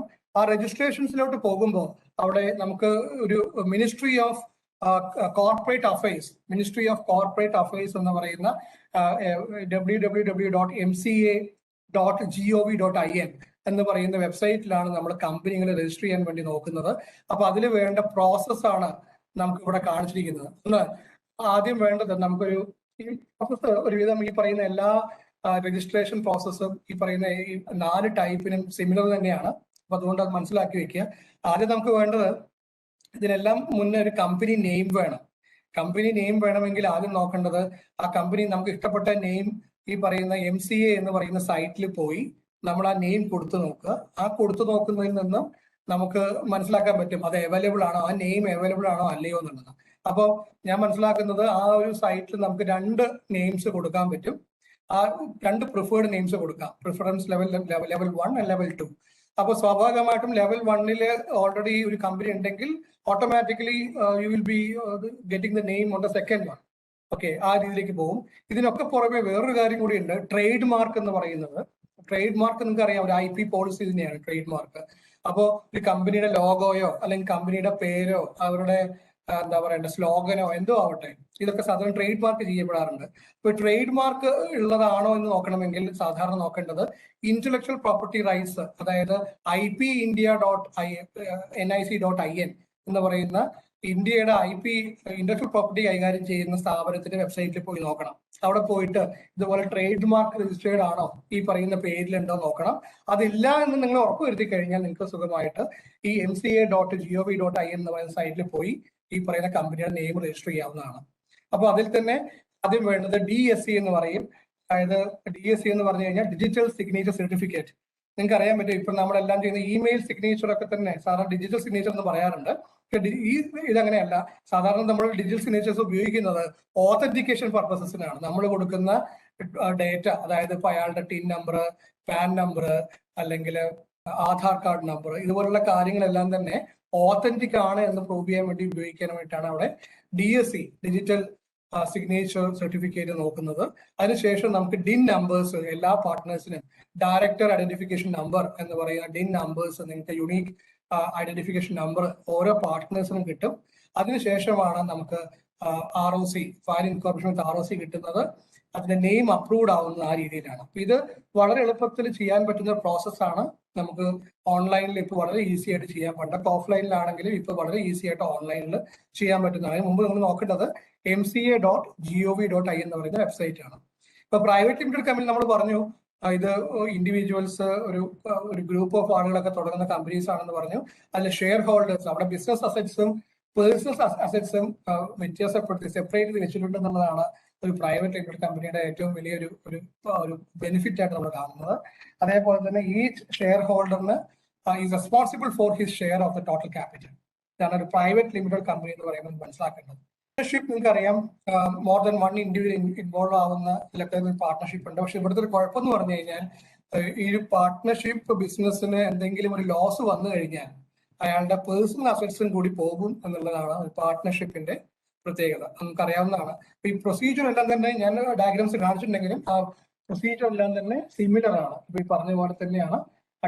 നിങ്ങൾ ആദ്യം ഡിജിറ്റൽ സിഗ്നേച്ചേഴ്സ് വാങ്ങുക. ഈ മുദ്ര പോലെയുള്ള പ്ലാറ്റ്ഫോംസ് ഉണ്ട്, അതുവഴിയാണ് നമ്മൾ അത് വാങ്ങാറ്, DSC വാങ്ങാറ്. ഞാനൊക്കെ അതിൽ നിന്നാണ് വാങ്ങിയത്. ഈ മുദ്ര പോലെയുള്ള പ്ലാറ്റ്ഫോംസ് വഴിയാണ് വാങ്ങിയത്. അതേപോലെ LLP രജിസ്റ്റർ ചെയ്യാനായിട്ട് LLPയുടെ കാര്യവും പ്രൈവറ്റ് ലിമിറ്റഡ് കമ്പനിയുടെ കാര്യം ഞാൻ പറഞ്ഞു. ഒരു സ്കെയിലബിൾ ആയിട്ട് നിങ്ങൾ ആഗ്രഹിക്കുന്നുണ്ടെങ്കിൽ, കുറെ ഇൻവെസ്റ്റേഴ്സിനെ അട്രാക്ട് ചെയ്യുന്ന ആഗ്രഹിക്കുന്നുണ്ടെങ്കിൽ നമ്മൾ എപ്പോഴും ഒരു പ്രൈവറ്റ് ലിമിറ്റഡ് കമ്പനിയിലോട്ട് പോകുമായിരിക്കും എപ്പോഴും നല്ലത്. LLPയിൽ റിസ്ക് കുറവാണ്, പക്ഷെ അതുപോലെ തന്നെ അതിന്റെ പ്രോഗ്രസ്, അതിന്റെ റേറ്റ് എന്ന് പറഞ്ഞ സ്കെയിലബിൾ ഞാൻ നേരത്തെ പറഞ്ഞു 1, 2 ആവുക എന്നുള്ളതല്ല, 4, 16 ആവുക, 16, 64 ആവാന്നുള്ളതാണ് നമ്മുടെ ഒരു എന്താ പറയേണ്ടത് ഒരു ഗ്രോത്ത് എന്ന് പറയുന്നത്. ഓക്കെ, ഒരു ഓർഗാനിക് ഗ്രോത്ത് എന്ന് പറയുന്നത്. മറ്റേ ഇൻഓർഗാനിക് ഗ്രോത്ത് എന്നാണ് നമ്മൾ വിളിക്കാറ്. 1, 2, 3, 4 എന്ന് പറയുന്ന. ഇപ്പൊ ഔട്ട്ലെറ്റുകളൊക്കെ തന്നെ പല ആൾക്കാരും കാണാം. ഫ്ലിപ്കാർട്ട് ഒരേ സമയത്ത് തന്നെ eBay വാങ്ങുന്നു, ഒരേ സമയത്ത് മൈന്ത്ര വാങ്ങുന്നു, ഇല്ലേ? അപ്പൊ ഒരേ സമയത്ത് തന്നെ അവർ പലതും വാങ്ങുന്ന സമയത്ത് അതൊരു അവരുടെ എന്താ ഞാൻ പറയണ്ടേ അവരുടെ ഒരു ഇനോർഗാനിക് ഒരു ഓർഗാനിക് ഗ്രോത്തിലേക്കാണ് അവർ മാറിയത്. ഓക്കെ, അപ്പോൾ ഒരു സ്കെയിലബിലിറ്റി എന്ന് പറയുന്നത് 1 2 ചെയ്തത്, 10 മടങ്ങ് ആവുകയാണ് ചെയ്തത്. അപ്പൊ ആ രീതിയിലേക്ക് പോകണമെങ്കിലൊക്കെ തന്നെ നമുക്ക് എപ്പോഴും നല്ലത് ഒരു പ്രൈവറ്റ് ലിമിറ്റഡ് കമ്പനി ആയിട്ട് രജിസ്റ്റർ ചെയ്യായിരിക്കും നല്ലത്. സെക്ഷൻ 8 കമ്പനി നമ്മൾ പറഞ്ഞ പോലെ ഇപ്പൊ അടൽ ഇൻക്യുബേഷൻ സെന്റേഴ്സ് ഒക്കെ തന്നെ സെക്ഷൻ 8 കമ്പനി വരുന്നതാണ്. ഒരുപാട് ടാക്സ് ബെനിഫിറ്റ്സ് കിട്ടുന്നതാണ് അതിലെ ആൾക്കാർക്ക്, ഒരുപാട് ടാക്സ് ബെനിഫിറ്റ്സ് കിട്ടുന്നതാണ്. അതുപോലെ ഗ്രേറ്റർ ഫ്ലെക്സിബിലിറ്റി നമുക്ക് കിട്ടും. ഓർഗനൈസ്ഡ് ആയിട്ടുള്ള ഓപ്പറേഷൻസ്, കാരണം നമുക്ക് എല്ലാ സമയത്തും ഒരു ഇൻവെസ്റ്റേഴ്സ് മീറ്റ് അറേഞ്ച് ചെയ്യാനും അതുപോലെ ഇൻവെസ്റ്റേഴ്സുമായിട്ടൊക്കെ സംസാരിക്കാനായിട്ട് ഒരുപാട് വേദികൾ ഇതുപോലെയുള്ള ആക്സിലറേറ്റേഴ്സ് തരുന്നതായിരിക്കും. ഇപ്പൊ ഈ സ്റ്റാർട്ടപ്പ് മിഷന്റെ കീഴിൽ വരുന്നപ്പോൾ നമ്മുടെ കോളേജിൽ പല കോളേജുകളിലൊക്കെ തന്നെ IEDCs ഉണ്ട്, നിങ്ങൾക്കറിയാം, ഇന്നോവേഷൻ ഓൺട്രപ്രണർഷിപ്പ് ഡെവലപ്മെന്റ് സെന്റേഴ്സ് ഉണ്ട്. ഇതെല്ലാം തന്നെ കുട്ടികൾക്ക് കൂടുതലും ഒരു ഇൻക്യുബേഷൻ ഫെസിലിറ്റി എൻജോയ് ചെയ്യാനും അതുവഴി എങ്ങനെയാണ് ഒരു ഐഡിയ ഗ്രാൻഡിലോട്ടൊക്കെ പോകേണ്ടത്. നമുക്കറിയാം ഇപ്പൊ കേരള സ്റ്റാർട്ടപ്പ് മിഷനിലൊക്കെ തന്നെ ഒരുപാട് ഐഡിയ ഡേ സെലിബ്രേഷൻസ് നടക്കാറുണ്ട്. ഐഡിയ ഗ്രാൻഡ് ഡേ എന്നൊക്കെ പറയും. നമ്മൾ സബ്മിറ്റ് ചെയ്യുന്ന പ്രപ്പോസൽസ് അവിടെ പോയി ഒരു ഗ്രൂപ്പ് ഓഫ് പാനലിന് മുമ്പ് പ്രസന്റ് ചെയ്യുന്നു. അവർക്ക് അത് ഇൻട്രസ്റ്റ്ഫുൾ ആണെങ്കിൽ അത് നമുക്ക് കിട്ടുന്നു. പിന്നെ അതുപോലെ തന്നെ നമുക്കറിയാം ഫ്ലവേഴ്സ് TV ഒക്കെ തന്നെ കുറച്ചു കാലം മുമ്പ് അവർ സംരംഭക എന്ന് പറയുന്ന വിമൺ ഓൺട്രപ്രണർഷിപ്പ് മുന്നോട്ട് കൊണ്ടുപോകാൻ വേണ്ടിയിട്ട് ഒരു ഇത് കൊണ്ടുവന്നിരുന്നു. ഒരുപാട് വിമൺ ഓൺട്രപ്രണർഷിപ്പ് നമുക്കുണ്ട്, നിങ്ങൾക്കറിയാം. ശോഭ, ഒരുപാട് നമ്മുടെ നാട്ടിലുള്ള ബീന കണ്ണനെ പോലെയുള്ള ആളുകൾ നമുക്കറിയാവുന്നതാണ്. അപ്പൊ അതുപോലെയുള്ള പുതിയ സംരംഭകര് മെയിൽ ആയിക്കോട്ടെ ഫീമെയിൽ ആയിക്കോട്ടെ വരണമെന്നുണ്ടെങ്കിൽ ഇതുപോലെയുള്ള ആക്സലറേറ്റേഴ്സ് ഒരുപാട് ഗുണം ചെയ്യും. കാരണം ഇനീഷ്യൽ ഫേസിൽ നമ്മൾ നേരിടുന്ന ഒരുപാട് ബുദ്ധിമുട്ടെന്ന് പറഞ്ഞാൽ നമുക്ക് ഐഡിയ പ്രസന്റ് ചെയ്യാനായിട്ടുള്ള ഒരു വെന്യൂസ് കിട്ടുന്നില്ല, അല്ലെങ്കിൽ ഇൻവെസ്റ്റേഴ്സിനെ മീറ്റ് ചെയ്യാൻ പറ്റുന്നില്ല. ഇതുപോലെയുള്ള ഒരുപാട് റിസ്ക് ഫാക്ടേഴ്സ് ഒഴിവാക്കാനായിട്ട് ഇതുപോലെയുള്ള സ്ഥാപനങ്ങൾക്ക് കഴിയും. അപ്പൊ അവർക്കൊരു സ്ട്രക്ചർഡ് പ്ലാൻ ഉണ്ട്, അവർക്കൊരു ഗ്രൂപ്പ് ഓഫ് സപ്പോർട്ടിങ് മെന്റേഴ്സും കാര്യങ്ങളും കിട്ടും. അതുപോലെ തന്നെ 3D പ്രിന്റേഴ്സ് പോലെയുള്ള അല്ലെങ്കിൽ അതുപോലെയുള്ള മോസ്റ്റ് മോഡേൺ ആയിട്ടുള്ള ഏതൊരു കാര്യവും നിങ്ങൾക്ക് നിങ്ങളുടെ ഒരു പ്രോഡക്റ്റ് മാനുഫാക്ചറിങ്ങിലൊക്കെ ചെയ്യാനായിട്ട് ഇതുപോലെയുള്ള സ്ഥാപനങ്ങൾക്ക് പറ്റും. കാരണം ഇതെല്ലാം സെൻട്രലി ഫണ്ടഡ് ആണ്. ഒരുപാട് ഫണ്ട് ഈ സ്ഥാപനങ്ങൾ കിട്ടിയിട്ടുണ്ട്. നമുക്ക് കിട്ടിക്കുന്ന 4.5 crores 4.5 കോടിയുടെ അടൽ ഇൻക്യുബേഷൻ സെന്റർ ആണ് IIIT കോട്ടയത്തിലുള്ളത്. 1 person കമ്പനി, നിങ്ങൾക്കറിയാം, ഒറ്റയാൾ മാത്രം ഉള്ളതിനെയാണ് നമ്മൾ സാധാരണ 1 person കമ്പനി എന്ന് വിളിക്കുന്നത്. പക്ഷെ ഇതിൽ തന്നെ കാണാം നമ്മൾ സാധാരണ മഹാവിഷ്ണുവിന്റെ പ്രതീകമായിട്ടാണ് ഇത് കാണുന്നത് ഇപ്പൊ, അല്ലെ? അത് പല കാര്യങ്ങളും ഒറ്റയടിക്ക് ചെയ്യുന്ന ഒരാളായിട്ടാണ്. അപ്പൊ അത് ചെയ്യാൻ പ്രയാസമാണ്. പക്ഷെ അങ്ങനെ പോകുന്ന ആൾക്കാരുണ്ട്. അതുകൊണ്ടാണ് ഗവൺമെന്റ് ഒരു 1 person കമ്പനി എന്ന് പറയുന്ന രജിസ്ട്രേഷൻ പ്രോസസ്സും കൂടി കൊണ്ടുവന്നത്. പിന്നെയുള്ളത് ഇമ്പോർട്ടൻസ് ഓഫ് IP ആണ്. എന്താണ് IP എന്ന് പറഞ്ഞാൽ? ഇന്റലക്ച്വൽ പ്രോപ്പർട്ടി, അല്ലെ? ഇന്നത്തെ കാലത്ത് നമ്മൾ പറയാറുണ്ട് data is the future fuel എന്നാണ് പറയാറ്. ഡേറ്റ ഈസ് മണി, അല്ലേ? Data is money. അതുകൊണ്ടാണ് നമ്മൾ പല വിഷയങ്ങളും ഇപ്പൊ business data intelligence, business data analytics എന്നൊക്കെ പറഞ്ഞ് പഠിക്കാറുണ്ട്.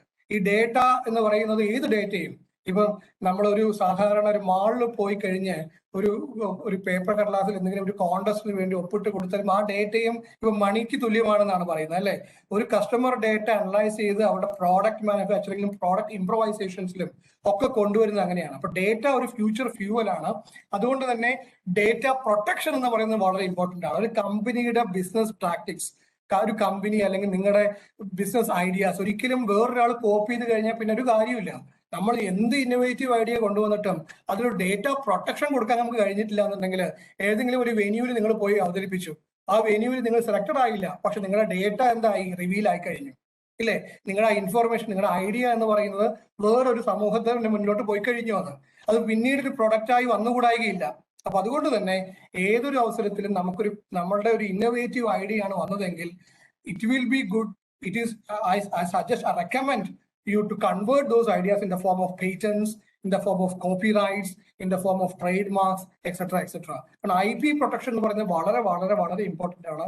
അതിന്റെ കാര്യത്തെ പറ്റിയിട്ട് നമ്മുടെ ഇന്ത്യയിൽ അങ്ങനെ ആൾക്കാർക്ക് അത്ര വലിയ ഒരു ധാരണ വന്നിട്ടില്ല. അതുകൊണ്ട് തന്നെയാണ് ഇപ്പോ കപില എന്ന് പറഞ്ഞുകൊണ്ട് മിനിസ്ട്രി ഓഫ് എഡ്യൂക്കേഷൻ പുതിയ ഒരു ഇനീഷ്യേറ്റീവ് ആയിട്ട് വന്നിട്ടുണ്ട്, കപില പ്രോഗ്രാം എന്ന് പറഞ്ഞിട്ട്. അതായത് പുതുതായി വരുന്ന ഈ പറയുന്ന ഓൺട്രപ്രണേഴ്സിനും സ്റ്റുഡന്റ് ഓൺട്രപ്രണേഴ്സിനും ഒക്കെ തന്നെ അവരുടെ ഐഡിയ നമ്മൾ ഈ പറയുന്ന കപില പ്രോഗ്രാം വഴി നമ്മൾ പേറ്റന്റിന് കൊടുത്തു.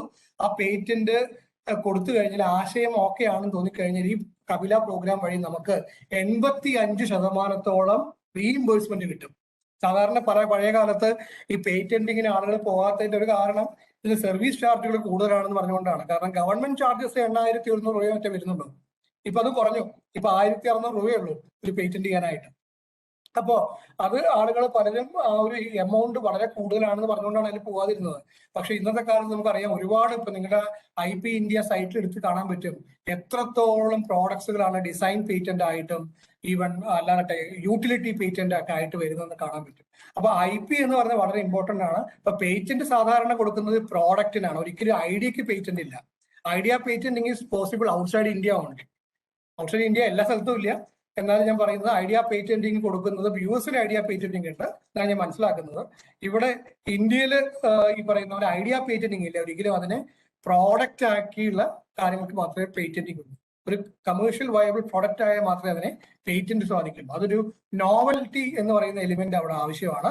അത് എക്സിസ്റ്റിംഗ് പ്രോഡക്റ്റുമായിട്ട് എത്രത്തോളം മാറ്റം നിങ്ങളുടെ ആ ഒരു ഐഡിയക്ക് ഉണ്ടെന്നുള്ളതും കൂടി അവർ ചെക്ക് ചെയ്തിട്ടാണ് ഒരു പേറ്റന്റ് ഗ്രാൻഡ് ആയിട്ട് അത് വരുന്നത്.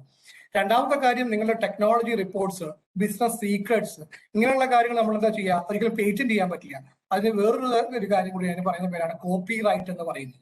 നമ്മളിത് കോപ്പി റൈറ്റ് ആക്കി എടുത്ത് വയ്ക്കുക. നമ്മുടെ ബിസിനസ്സിലെ പ്രധാനപ്പെട്ട വിഷയങ്ങൾ, ഡിസ്കഷൻസ്, കാര്യങ്ങളെല്ലാം തന്നെ ലീക്ക് ഔട്ട് ചെയ്യാതിരിക്കാൻ വേണ്ടിയിട്ട് അതിനെ കോപ്പി റൈറ്റ് ആയിട്ട് മാറ്റണം. അപ്പൊ patent, copyright, trademark നമ്മൾ എപ്പോഴും ഉപയോഗിക്കുക. കമ്പനിയുടെ ലോഗോ, കമ്പനിയുടെ എന്താണ് ആ ഒരു പേര്, അല്ലെങ്കിൽ അതിന് സ്ലോഗൻ, ഇതുപോലെയുള്ള നമുക്കറിയാം. ഇപ്പൊ നമ്മുടെ നാട്ടിൽ വന്ന കേരള SRTCയും KSRTCയും തമ്മിൽ, കർണാടക SRTCയും തമ്മിലുള്ള പ്രശ്നം ഉണ്ടായത് നിങ്ങൾക്ക് അറിയായിരിക്കും പലർക്കും.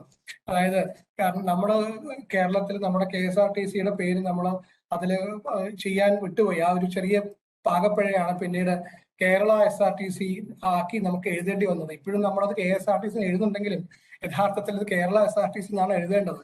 കാരണം കർണാടക SRTC എന്ന് പറയുന്ന ആ ഒരു കോർപ്പറേഷൻ KSRTC എന്ന് പറയുന്ന അവരുടെ എൻറ്റിറ്റി ആക്കി മാറ്റിക്കഴിഞ്ഞു. കാരണം അത് അവരുടെ ട്രേഡ് മാർക്ക് ആയിട്ട് മാറ്റിക്കഴിഞ്ഞു. അപ്പം നമ്മളൊരു എന്ത് സാധനമാണെങ്കിലും ഒരു മാർക്കറ്റിലേക്ക്, ഒരു ഗ്ലോബൽ മാർക്കറ്റിലേക്കാണ് നമ്മൾ പോകുന്നതെങ്കിൽ ആ അസറ്റ്സിനെ, ആ ഇന്റലക്റ്റിനെ പ്രൊട്ടക്ട് ചെയ്യണം. IP പ്രൊട്ടക്ഷൻ ആണ് കൊടുക്കേണ്ടത്. അപ്പൊ അതിന്റെ വിശദാംശങ്ങൾ ഇപ്പോൾ ഈ ഒരു നമ്മുടെ ഒരു സെമിനാറിൽ അത് പറയാൻ കഴിയില്ല. കാരണം അത് വളരെ ഇൻഡെപ്ത് ആയിട്ടുള്ള അനാലിസിസ് ആണ്. മറ്റൊരു അവസരത്തിൽ നിങ്ങൾക്ക് അറിയാൻ വേണമെങ്കിൽ എന്റെ മെയിൽ ID ഫോൺ നമ്പറൊക്കെ കൊടുത്തിട്ടുണ്ട്. ഈ PPT ഞാൻ ഷെയർ ചെയ്യാം. അപ്പൊ ആ സമയത്ത് നിങ്ങൾക്ക് വേണമെങ്കിൽ നിന്നെ കോൺടാക്ട് ചെയ്യാം, നിങ്ങൾക്ക് എന്തെങ്കിലും ആവശ്യം ഉണ്ടെങ്കിൽ.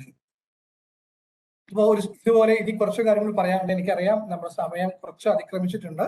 എന്നാലും സ്റ്റാർട്ടപ്പ് ഇന്ത്യ ഇനീഷ്യേറ്റീവ് എന്ന് പറയുന്നതാണ് ഏറ്റവും പുതിയതായിട്ട് സ്റ്റാർട്ടപ്പിലോട്ട് തുടങ്ങാൻ പോകുന്ന ആൾക്കാർക്ക് ഈ അവസരങ്ങൾ എവിടേക്കാണുള്ളത്, ആക്സലറേറ്റേഴ്സ് എവിടേക്കാണുള്ളതെന്ന് അറിയേണ്ടതായിട്ടുണ്ട്. അപ്പൊ അതുകൊണ്ടാണ് ഈ ഒരു സ്ലൈഡ് ഞാൻ ഇതിലിട്ടത്. അപ്പോൾ സ്റ്റാർട്ടപ്പ് ഇന്ത്യ ഇനീഷ്യേറ്റീവിന്റെ സൈറ്റ് കൊടുത്തിട്ടുണ്ട്, startupindia.gov.in. അതുവഴി നമുക്കൊരു പുതിയ സ്റ്റാർട്ടപ്പിലോട്ട് പോവാം. പക്ഷെ അത് വേണ്ട കുറെ കാര്യങ്ങളാണ് താഴെ കാണിച്ചിരിക്കുന്നത്. എലിജിബിലിറ്റി കണ്ടീഷൻസ്, അതായത് കമ്പനി ഏജ് എന്ന് പറയുന്നത് വളരെ ഇമ്പോർട്ടന്റ് ആണ്. നിങ്ങളുടെ കമ്പനി രജിസ്റ്റേർഡ് കമ്പനി ആണെങ്കിൽ മാത്രമേ ഈ സ്റ്റാർട്ടപ്പ് ഇന്ത്യ ഇനീഷ്യേറ്റീവ്സിലോട്ട് പോകാൻ പറ്റുള്ളൂ. ഒരു രജിസ്റ്റേർഡ് കമ്പനി ആയിരിക്കണം. പക്ഷെ 10 വർഷത്തിന് മുകളിൽ രജിസ്റ്റേർഡ് ആകാൻ പാടില്ല. 10 വർഷത്തിന് മുകളിൽ എക്സ്പീരിയൻസ് ഉള്ള കമ്പനി ആകാൻ പാടില്ല. ലെസ് ദാൻ 10 years ഉള്ള കമ്പനികൾക്ക് മാത്രമാണ്. പക്ഷെ രജിസ്റ്റേർഡ് ആയിരിക്കണം, either in the form of private limited or LLP ആ രീതിയിൽ, അല്ലെങ്കിൽ പാർട്ട്ണർഷിപ്പ്, രജിസ്റ്റേർഡ് പാർട്ട്ണർഷിപ്പ് ഫേം ആ രീതിയിൽ. അതേപോലെ തന്നെ ആനുവൽ ടേൺ ഓവർ എന്ന് പറയുന്നത് 100 crores മുകളിലോട്ട് പോകാൻ പാടില്ല. അതാണ് അടുത്ത ഒരു കണ്ടീഷൻ വെച്ചിരിക്കുന്നത്. ഒറിജിനൽ എൻറ്റിറ്റി ആയിരിക്കണം. അതായത് വേറെ ഏതെങ്കിലും പഴയൊരു കമ്പനി നമ്മൾ സ്പ്ലിറ്റ് ചെയ്തിട്ട് പിന്നെ വീണ്ടും അതിനെ മാറ്റുമ്പോൾ അതിന്റെ ഒറിജിനാലിറ്റി നഷ്ടപ്പെട്ടു കഴിഞ്ഞു. അപ്പൊ ഒറിജിനാലിറ്റി, ആ ഒരു ഡ്യൂപ്ലിക്കേഷൻ എന്ന് പറയുന്നത് അതിവിടെ സാധ്യമല്ല. അതുകൊണ്ട് തന്നെ ഒറിജിനൽ എൻറ്റിറ്റി ആയിരിക്കണം എന്നാണ് അടുത്തത്. ഇന്നോവേറ്റീവ് ആൻഡ് സ്കെയിലബിൾ, ഞാൻ ഇപ്പൊ പറഞ്ഞ ആ വാക്ക് ഇവിടെയും പ്രധാനമുള്ളതാണ്. സ്കെയിലബിലിറ്റി, അതായത് ഒരു കമ്പനി അതേപോലെ തന്നെ എല്ലാ വർഷവും ഇരിക്കാതെ അടുത്ത ലെവലിലോട്ട് പോകാൻ പറ്റുന്ന രീതിയിലുള്ള ഒരു കഴിവ് ആ കമ്പനിക്ക് ഉണ്ട് എന്നുള്ളത് അവര് ആ പറയുന്ന നമ്മളുടെ ഓരോരുത്തരും ഈ ഓൺട്രപ്രണേഴ്സ് ആയിട്ട് ഇരിക്കുന്നവരും മനസ്സിലാക്കണം. എന്നാൽ മാത്രമേ നമുക്ക് ഇതുപോലെയുള്ള ഗവൺമെന്റ് ഇന്ത്യ ഇനീഷ്യേറ്റീവ്സിലും നമ്മുടെ സ്റ്റേറ്റ് ഇനീഷ്യേറ്റീവ്സിലൊക്കെ പാർട്ടിസിപ്പേറ്റ് ചെയ്യാൻ കഴിയുള്ളൂ. അതേപോലെ ഇപ്പൊ ഞാൻ പറഞ്ഞ അടുത്ത ഒരു ആക്സിലറേറ്റേഴ്സ് ആണ് അടൽ ഇൻക്യുബേഷൻ സെന്റേഴ്സ്, AIC എന്ന് പറയുന്നത്. അടൽ ഇൻക്യുബേഷൻ പറഞ്ഞു, ഇവിടെ Atal incubation mission, AM Atal incubation mission എന്ന് പറയുന്ന നീതി ആയോഗ് ഗവൺമെന്റ് ഓഫ് ഇന്ത്യയുടെ ഭാഗമായിട്ട് വന്നതാണ്. അടൽ ഇൻക്യുബേഷൻ സെന്റേഴ്സ് എന്ന് പറയുന്നത് വളരെ വിപുലീകരിച്ച്, ഞാൻ പറഞ്ഞല്ലോ, അതായത് ഇന്നോവേറ്റേഴ്സിനും ഇൻവെസ്റ്റേഴ്സിനും മീറ്റപ്പ് ചെയ്യാനുള്ള ഒരുപാട് അവസരങ്ങൾ, അതേപോലെ ഒരു പ്രോപ്പർ പ്ലാൻ ഇല്ലാതെ നമ്മൾ ശങ്കിച്ചു നിൽക്കുന്ന ആളുകൾക്ക് ഒരു വേ ഫോർവേഡിന് വേണ്ടി ഹാൻഡ് ഹോൾഡിങ് ചെയ്ത് മുന്നോട്ട് കൊണ്ടുപോകാനായിട്ട് ഒരുപാട് സപ്പോർട്ടും അതിന്റെ ഇന്നോവേറ്റീവ് കാര്യങ്ങളും നിങ്ങൾക്ക് കൂടുതൽ കൂടുതൽ എന്താ പറയുക നമ്മുടെ ഇതുപോലെയുള്ള ഹാക്കത്തോൺസ്, ഐഡിയാത്തോൺസ് പോലെയുള്ള ഒരുപാട് ഈവന്റിൽ പാർട്ടിസിപ്പേറ്റ് ചെയ്യാനായിട്ട്. നമുക്കറിയാം കഴിഞ്ഞ വർഷങ്ങളിൽ നമ്മുടെ എറണാകുളത്ത് നടന്നൊരു ഒരു വലിയ ഒരു മാസീവ് കൊളാബറേറ്റീവ് ഇവന്റ് ആയിരുന്നു #ഫ്യൂച്ചർ എന്ന് പറയുന്നത്. കഴിഞ്ഞ വർഷമല്ല ഞാൻ പറഞ്ഞത്, ഈ പറയുന്ന പാൻഡമിക്കിനൊക്കെ മുമ്പ്. വളരെ നല്ലതായിരുന്നു. ഞാൻ അതിന്റെ ഒരു ഭാഗമായിരുന്നു #ഫ്യൂച്ചറിന്റെ. ഇത്രയും നല്ല രീതിയിൽ ഒരു കേരളത്തിൽ എനിക്ക് തോന്നുന്നില്ല അടുത്ത കാലത്തൊന്നും ഒരു ഇൻവെസ്റ്റേഴ്സ് മീറ്റ് നടന്നതായിട്ട് എന്റെ അറിവിലില്ല. വളരെ നല്ല രീതിയിലാണ് അത് ലേബർ ഡീലിൽ വെച്ചിട്ടാണ് നടന്നത്. വളരെ നല്ല രീതിയിലാണ് എറണാകുളത്ത് നല്ല രീതിയിലായിരുന്നു അത്. അപ്പൊ അതുപോലെയുള്ള സ്ഥലങ്ങളിൽ പോകുമ്പോൾ നമുക്ക് കിട്ടുന്ന ഒരു ആർജവമുണ്ട്. നമുക്കും എന്തെങ്കിലുമൊക്കെ ചെയ്യാൻ പറ്റും, നമുക്ക് ഇതുപോലെയുള്ള ആളുകളെ സമ്മതിക്കാൻ പറ്റുന്നത്. കാരണം വേറൊരു പ്ലാറ്റ്ഫോമിലും ഇതുപോലുള്ള ടോപ്പ് ജെയിൻസ് നമുക്ക് മീറ്റപ്പ് ചെയ്യാൻ പറ്റില്ല. ഇൻവെസ്റ്റേഴ്സ് മീറ്റ് ഇതുപോലുള്ള ഒരു സംവിധാനം നമുക്കൊന്ന് വന്നു. ഇതുപോലുള്ള എന്ത് വന്നാലും നമ്മളത് യൂസ് ചെയ്യാൻ ശ്രമിക്കുക എന്നുള്ളതാണ്. കാരണം networking is more very important അല്ലെ. ഒരു ബിസിനസ് ഗ്രോത്ത് പോകുമ്പോൾ നെറ്റ്വർക്കിംഗ് വളരെ ഇമ്പോർട്ടന്റ് ആണ്. ആരോടും മിണ്ടാതെ ഒതുങ്ങിക്കൂടി പോകുന്നതിനൊക്കെ തന്നെ നമ്മൾ സ്മോൾ ബിസിനസ്സിനെ പറയാറുള്ളൂ. മുന്നോട്ട് പോകണമെങ്കിൽ എപ്പോഴും എന്ത് വേണം, ഒരു നെറ്റ്വർക്ക് ബിൽഡ് ചെയ്യണം. അപ്പൊ അതിനൊക്കെ സഹായിക്കാനായിട്ടുള്ളതാണ് ഈ അടൽ ഇൻക്യുബേഷൻ സെന്റേഴ്സ് എന്ന് പറയുന്നത്. അതേപോലെ അടുത്തതാണ് ഞാൻ പറഞ്ഞു MSME എന്ന് പറയുന്നത്, മൈക്രോ സ്മോൾ മീഡിയം എന്റർപ്രൈസസിന് വേണ്ടിയിട്ട് ഗവൺമെന്റ് ഓഫ് ഇന്ത്യ കൊണ്ടുവന്നതാണ് MSME incubator. MSME business incubator എന്ന് പറയുന്നത് നമ്മുടെ ഇവിടെ കോട്ടയത്ത് നമ്മുടെ തന്നെ IIIT കോട്ടയത്തിലുണ്ട്. അതിന്റെ ഫിനാൻഷ്യൽ അസിസ്റ്റൻസ് ആണ് ചെയ്തിരിക്കുന്നത്. 15 ലക്ഷം രൂപ വരെ നമുക്ക് ഒരു ഐഡിയക്ക് നമുക്ക് കിട്ടുന്നതായിരിക്കും. അത് 2 ലെവൽസ് ഓഫ് ഇറ്ററേഷൻ ഉണ്ട് കേട്ടോ, ഇവാലുവേഷൻ ഉണ്ട്. കാരണം first level the core team of IIIT Kottayam Adal Incubation Center will be evaluating each and every proposal individual wise on the basis of quality, the basis of ആ കാര്യങ്ങളൊക്കെ നോക്കിയിട്ടാണ് അവർ next ലെവലിലേക്ക് അതിനെ forward ചെയ്യുന്നത്. അപ്പൊ അതുണ്ട്. അതേപോലെ തന്നെ കേരള സ്റ്റാർട്ടപ്പ് മിഷൻ, നമുക്കറിയാം ഒരുപാട് ഈവന്റ്സ് കേരള സ്റ്റാർട്ടപ്പ് മിഷൻ വഴി വരുന്നുണ്ട്. ആ സൈറ്റ് ഞാൻ കൊടുത്തിട്ടുണ്ട്. അതില് Kerala startup policy, innovation grand എന്ന് പറയുന്നത്, സീഡ് ഫണ്ടിങ്, IEDC എന്ന് ഞാൻ പറഞ്ഞു കോളേജ് തലങ്ങളിൽ വന്നിരിക്കുന്ന ഇൻക്യുബേഷൻ സെന്റേഴ്സ്, ഫാബ് ലാബ് പോലെയുള്ള ഹാൻഡ്സ് ഓൺ എക്സ്പീരിമെന്റ്സ് ചെയ്യാനുള്ള പ്രാക്ടീസ് വർക്ക്ഷോപ്സ് എന്ന് വേണമെങ്കിൽ വിളിക്കാം. അതുപോലുള്ള കാര്യങ്ങൾ, പേറ്റന്റ് റീഇംബേഴ്സ്മെന്റിന് വേണ്ടിയിട്ട് ഒരുപാട് സ്റ്റാർട്ടപ്പ് ഇന്ത്യയിലും ഉണ്ട്.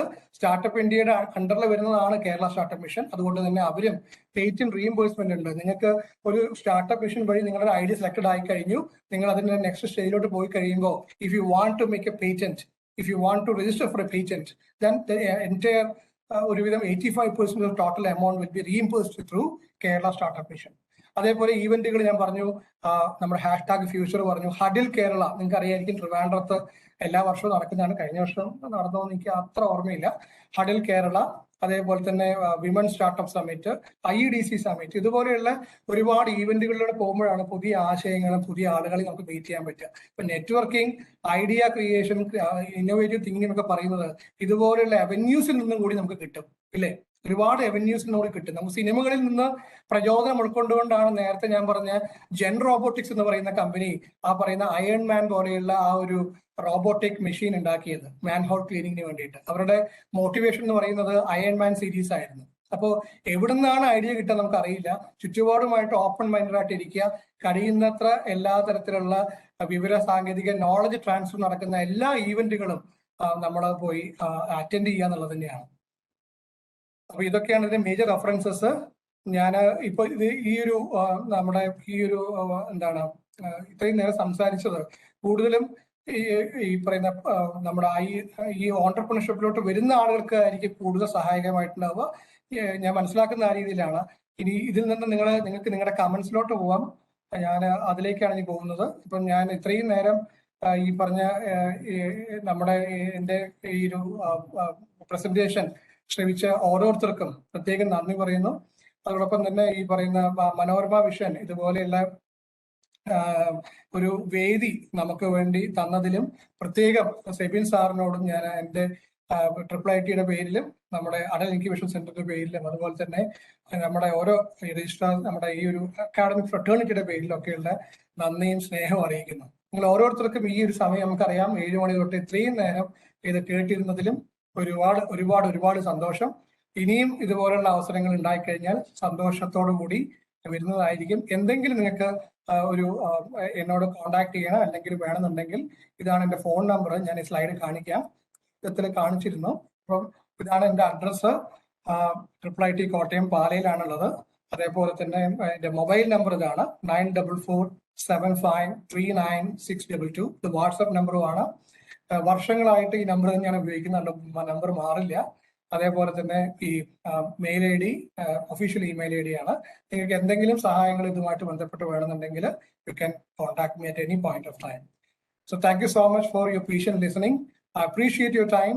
I appreciate your kind എന്താ പറയണ്ട നിങ്ങളുടെ ആ ഒരു ഇത്രയും നേരം ഒരു പ്ലാറ്റ്ഫോം തന്നതിന് ഒന്നുകൂടി ഞാൻ മനോരമയ്ക്കും അതേപോലെ തന്നെ സെബിൻ സാറിനും നന്ദി പറയുന്നു. Thank you so much. Sir, Arun Babu എന്നൊരാൾ ചോദിച്ചിരിക്കുന്നത്, sir, as I have a proprietorship firm, should I look for business loans under MSME?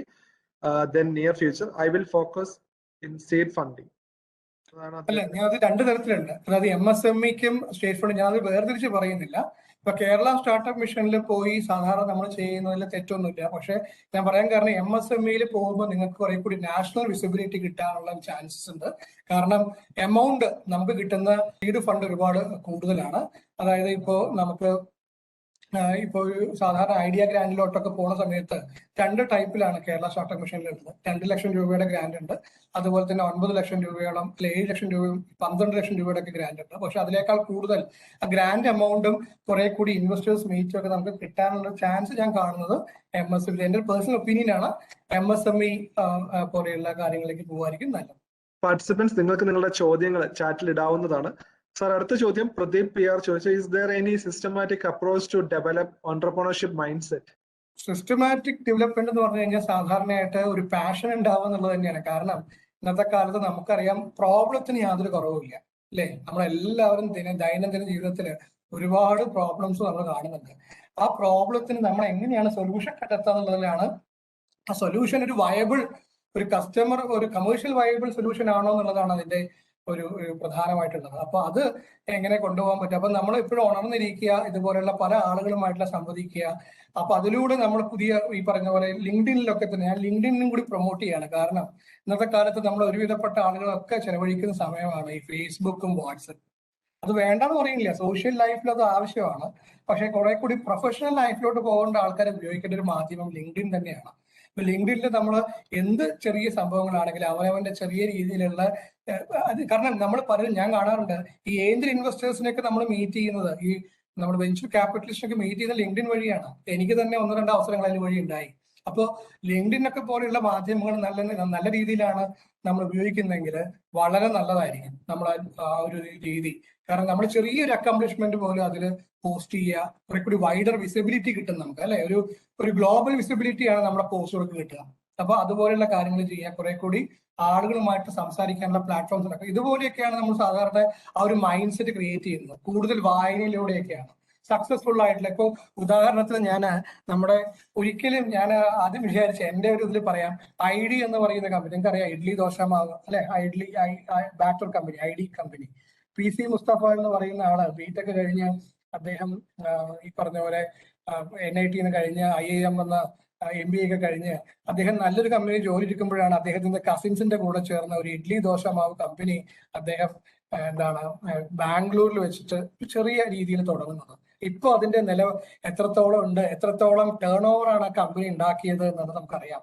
പ്രത്യേകിച്ച് മലയാളികളും സൗത്ത് ഇന്ത്യൻസ് എത്രത്തോളം പ്രിയപ്പെട്ടതാണ് അരിയാഹാരങ്ങൾ എന്നുള്ളത് അത് മനസ്സിലാക്കിക്കൊണ്ട് അതിൽ തന്നെ ഈ വട ഉണ്ടാക്കാനുള്ള ബുദ്ധിമുട്ട്, അല്ലെ? നമ്മൾ കണ്ടു, നിങ്ങൾക്ക് അറിയാവുന്നതാണ്, വട ഉണ്ടാക്കാനായിട്ടുള്ള ബുദ്ധിമുട്ട് അവർ പ്രത്യേക രീതിയിൽ ഒരു പൗച്ച് രീതിയിൽ ഒരു സാധനം കൊണ്ടുവന്നു. ഇപ്പൊ ഇൻസേർട്ടിങ് എ ഹോൾ, അത് ഒരു ഐഡിയ ആയിട്ട് കൊണ്ടുവന്നു, അല്ലെ? നമ്മൾ ആരും വിചാരിക്കുന്നില്ല ഇതൊരു ഐഡിയ ആണോ എന്ന് വിചാരിക്കുന്നില്ല.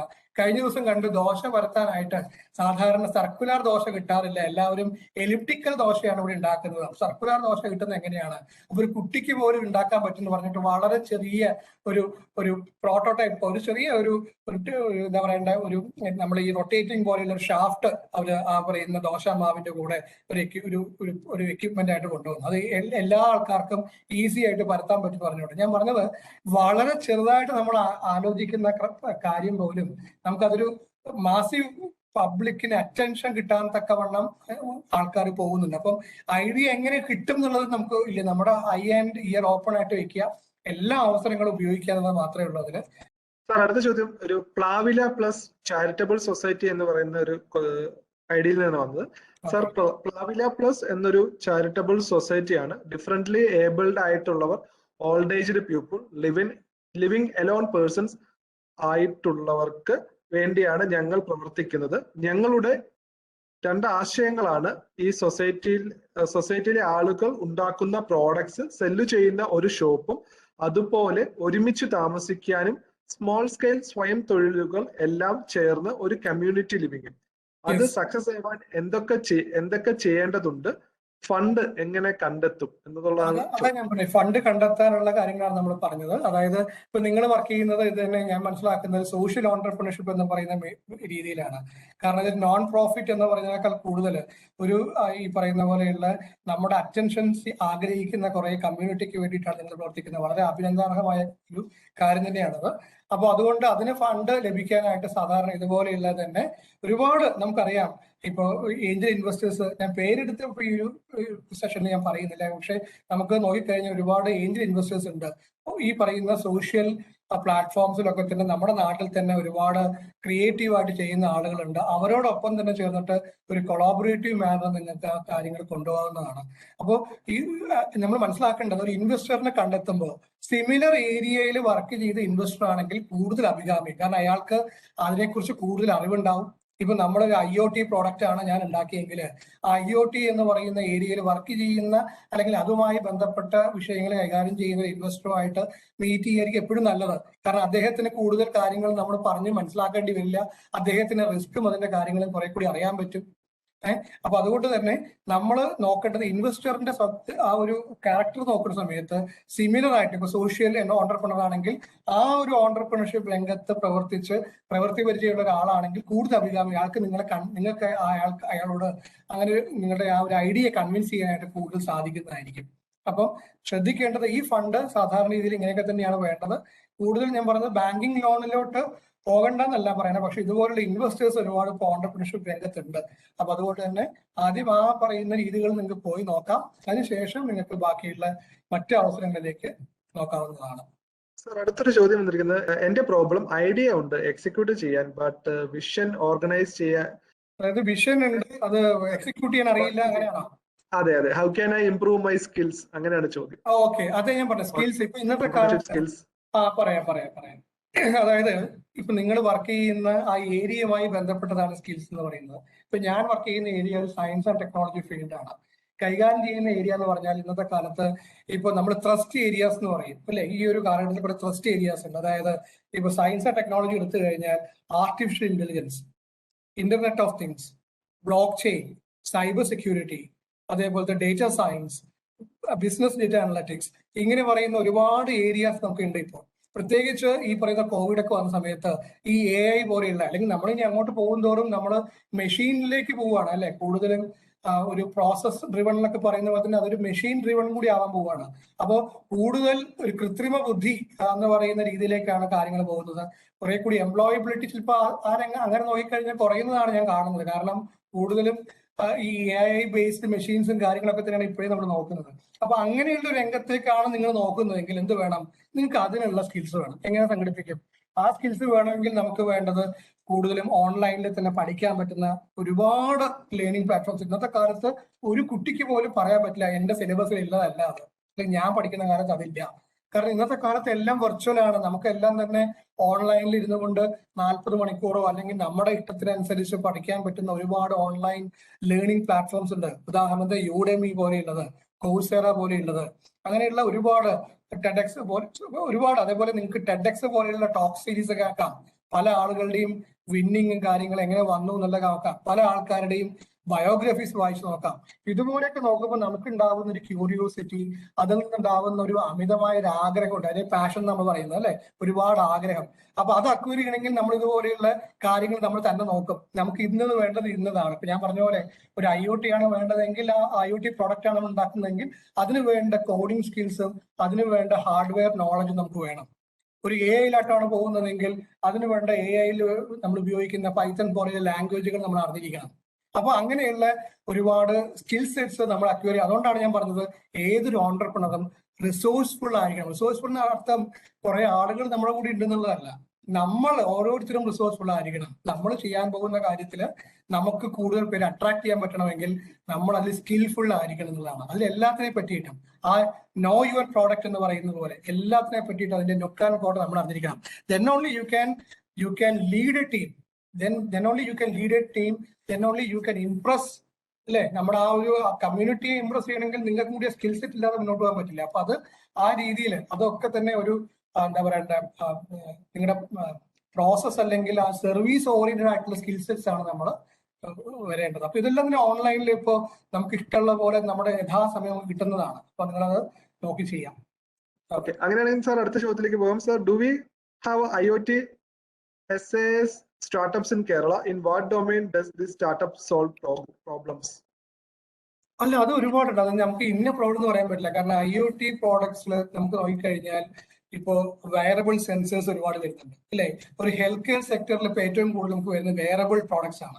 വെയറബിളിന്റെ അടിസ്ഥാനം തന്നെ IoT ആണ്. കാരണം നമുക്കൊരിക്കലും വെയറബിൾ പ്രോഡക്ട്സ് നമ്മുടെ ദേഹത്ത് ഇപ്പൊ നമ്മുടെ വാച്ച് ഇപ്പൊ ഹെൽത്ത് ബാൻഡ് വെച്ചു അല്ലെങ്കിൽ ഒരു നെക്ക് ബാൻഡ് വെച്ചു, ഇത് എവിടെയെങ്കിലും പോയിട്ട് ഡേറ്റ പോയി കിടക്കണം, അല്ലെ? അപ്പൊ അതിന് നമുക്ക് ഈ പറയുന്ന ഒരു ഇന്റർനെറ്റ് ഓഫ് തിങ്സ് എന്ന് പറയുന്ന ഒരു cloud assisted wearable network platforms ഇല്ലാതെ ഈ പറയുന്ന കാര്യങ്ങൾ നടക്കില്ല. അപ്പൊ അതുകൊണ്ട് തന്നെ wearable products industries, health care സെക്ടറിൽ ഒരുവിധം ഇപ്പൊ നമ്മൾ നോക്കുകയാണെങ്കിൽ ഇപ്പൊ നമ്മുടെ ആസ്ട്രൽ മെഡിസിറ്റി പോലെയുള്ളവരൊക്കെ തന്നെ റോബോട്ടിക് സംവിധാനങ്ങളിലൂടെയാണ് പലതും ചെയ്യുന്നത്.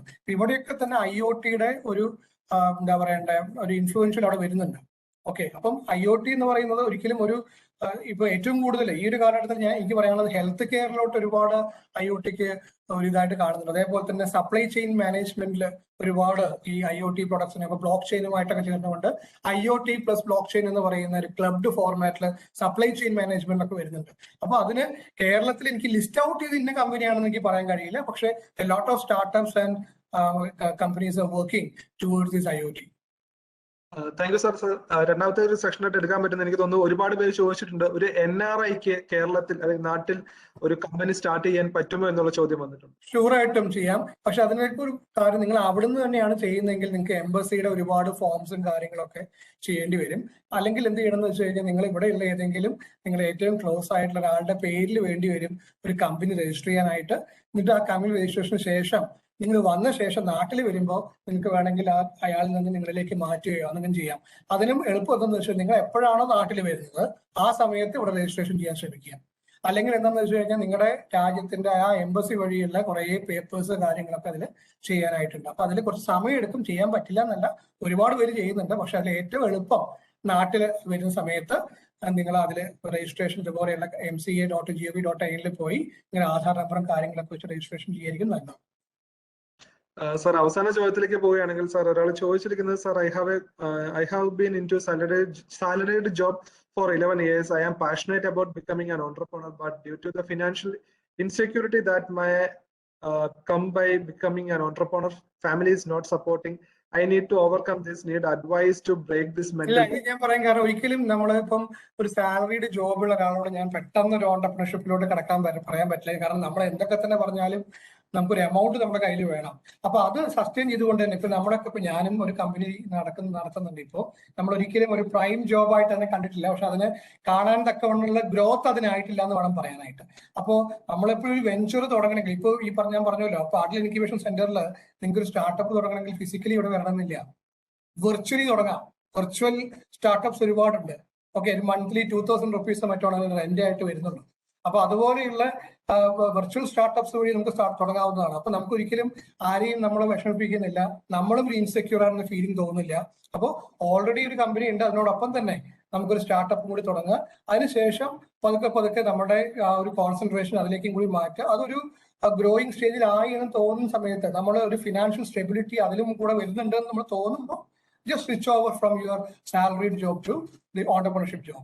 കാരണം നിങ്ങൾ ഓൾറെഡി അതിലുള്ളതുകൊണ്ടാണ് ഞാൻ പറയുന്നത്. അല്ലെങ്കിൽ straight away you can go for that, but since you are already having some 10+ years of experience, നമ്മുടെ ഒരു സാധാരണ ഒരു കാഴ്ചപ്പാട് ഞാൻ മനസ്സിലാക്കുന്നത് ആ രീതിയിൽ പോവായിരിക്കും നല്ലത്. അഡീഷണലി കാരണം ഇവിടെയൊക്കെ നോക്കുന്ന ആൾക്കാർക്ക് ഇൻഫോസിസിലും TCSലൊക്കെ വർക്ക് ചെയ്യുന്ന ആളുകൾ തന്നെയാണ് അവർക്ക് സ്വന്തമായിട്ട് കമ്പനീസ് ഉള്ളത്. അപ്പൊ അതുകൊണ്ട് അത് അവർക്ക് ഒരു ഫിനാൻഷ്യൽ ഇൻസെക്യൂരിറ്റി ഒരിക്കലും വരില്ല. ഓക്കെ, അപ്പൊ അതുകൊണ്ട് അതായിരിക്കും നന്നാവുമെന്നാണ് എന്റെ ഒരു ഒപ്പീനിയൻ. Thank you sir.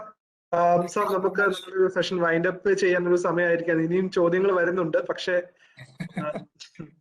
അപ്പൊ ഞാൻ പറഞ്ഞ പോലെ നിങ്ങൾക്ക് ഇനി എന്തെങ്കിലും അറിയണമെന്നുണ്ടെങ്കിൽ you can contact me either through Manorama or through straight email I D ഞാൻ കൊടുത്തിട്ടുണ്ട്, മൊബൈൽ നമ്പർ കൊടുത്തിട്ടുണ്ട്.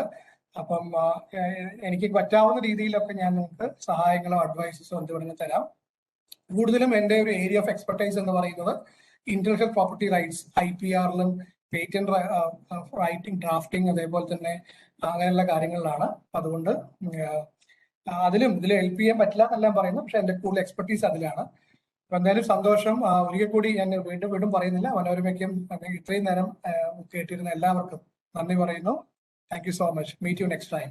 സർ, മനോരമ ഹൊറൈസന്റെ ഈ ഒരു വേദിയിൽ വരികയും ഇന്നോവേഷൻ ആൻഡ് ഓണ്ടർപ്രണർഷിപ്പ് എന്നൊരു വിഷയത്തെ ആസ്പദമാക്കി നമ്മളോട് അത്രയധികം സംസാരിച്ചു. സാർ ഒരു സംരംഭം അല്ലെങ്കിൽ ഒരു മനസ്സിലുള്ള ആശയത്തെ എങ്ങനെ ഒരു സംരംഭമാക്കി മാറ്റിയെടുക്കണം, ആ സംരംഭത്തെ എങ്ങനെ വളർത്തണം, അതിനുള്ള സപ്പോർട്ടിംഗ് ആയിട്ടുള്ള ഗവൺമെന്റിന്റെയും അതുപോലുള്ള മറ്റ് എക്കോസിസ്റ്റംസും എന്തൊക്കെയാണ്, ഒരു കമ്പനി എങ്ങനെ സ്റ്റാർട്ട് ചെയ്യണം എന്നിങ്ങനെ ഒരു വിവിധ വശങ്ങൾ സാർ നമ്മളോട് സംസാരിച്ചു. സാർ, നമ്മുടെ ഈ ശ്രോതാക്കൾ എല്ലാവർക്കും അവരുടെ ആശയങ്ങളെ എത്രയും പെട്ടെന്ന് തന്നെ ഒരു പ്രോഡക്റ്റ് ആക്കി അല്ലെങ്കിൽ ഒരു സർവീസ് ആക്കി മാറ്റാൻ സാധിക്കട്ടെ എന്ന് ആശംസിക്കുന്നു. നമ്മൾ ഈ ഒരു പ്ലാറ്റ്ഫോമിൽ വരികയും നമ്മളോട് ഇത്രയധികം സംവദിക്കുകയും ചെയ്ത ഡോക്ടർ രാകേഷ് GK സാറിന് മലയാളം മനോരമയുടെ പേരിലുള്ള നന്ദി അർപ്പിക്കുന്നു. Thank you so much sir. Thank you so much. അതിനോടൊപ്പം തന്നെ നമ്മളുടെ ഈ പാർട്ടിസിപ്പൻസ് അവർക്കും ഈ ഒരു സെഷൻ തീർച്ചയായും വിജ്ഞാനപ്രദമായിരിക്കും എന്ന് വിശ്വസിക്കുന്നു. ഒരുപാട് നല്ല പോസിറ്റീവ് ഫീഡ്ബാക്സ് നമ്മളുടെ കമന്റ്സിൽ വരുന്നുണ്ട്. എല്ലാവർക്കും നിങ്ങൾ ആഗ്രഹിക്കുന്ന രീതിയിലുള്ള മനസ്സിലുള്ള ആശയത്തെ സാർ പറഞ്ഞതുപോലെ തന്നെ അത് എത്രയും പെട്ടെന്ന് തന്നെ പ്രവൃത്തിയിലേക്കും അത് വരുത്താൻ നിങ്ങൾക്ക് സാധിക്കട്ടെ എന്ന് ആശംസിക്കുന്നു. അതിനുള്ള ഒരുപാട് എക്കോസിസ്റ്റംസും കാര്യങ്ങളും ഒക്കെ നമ്മളുടെ ഗവൺമെന്റ് മിഷണറീസും എല്ലാം ഇവിടെ ഒരുക്കിയിട്ടുണ്ട്. എല്ലാവരും അത് യൂട്ടിലൈസ് ചെയ്യുക. അങ്ങനെ നമ്മൾ നാടിന്റെ വികസന പ്രക്രിയയിൽ എല്ലാവരും പങ്കുകാരാകുക. നമ്മളെ നാടിനെ വികസനത്തിൽ മുന്നോട്ട് നയിക്കാൻ സംരംഭങ്ങളാണ് തീർച്ചയായും നാടിനെ മുന്നോട്ട് നയിക്കുന്നത്. എല്ലാവർക്കും ജീവിതത്തിൽ വിജയങ്ങൾ നേരുന്നു, നന്മകൾ നേരുന്നു. എല്ലാവർക്കും നന്ദി. Thank you so much. Thank you so much.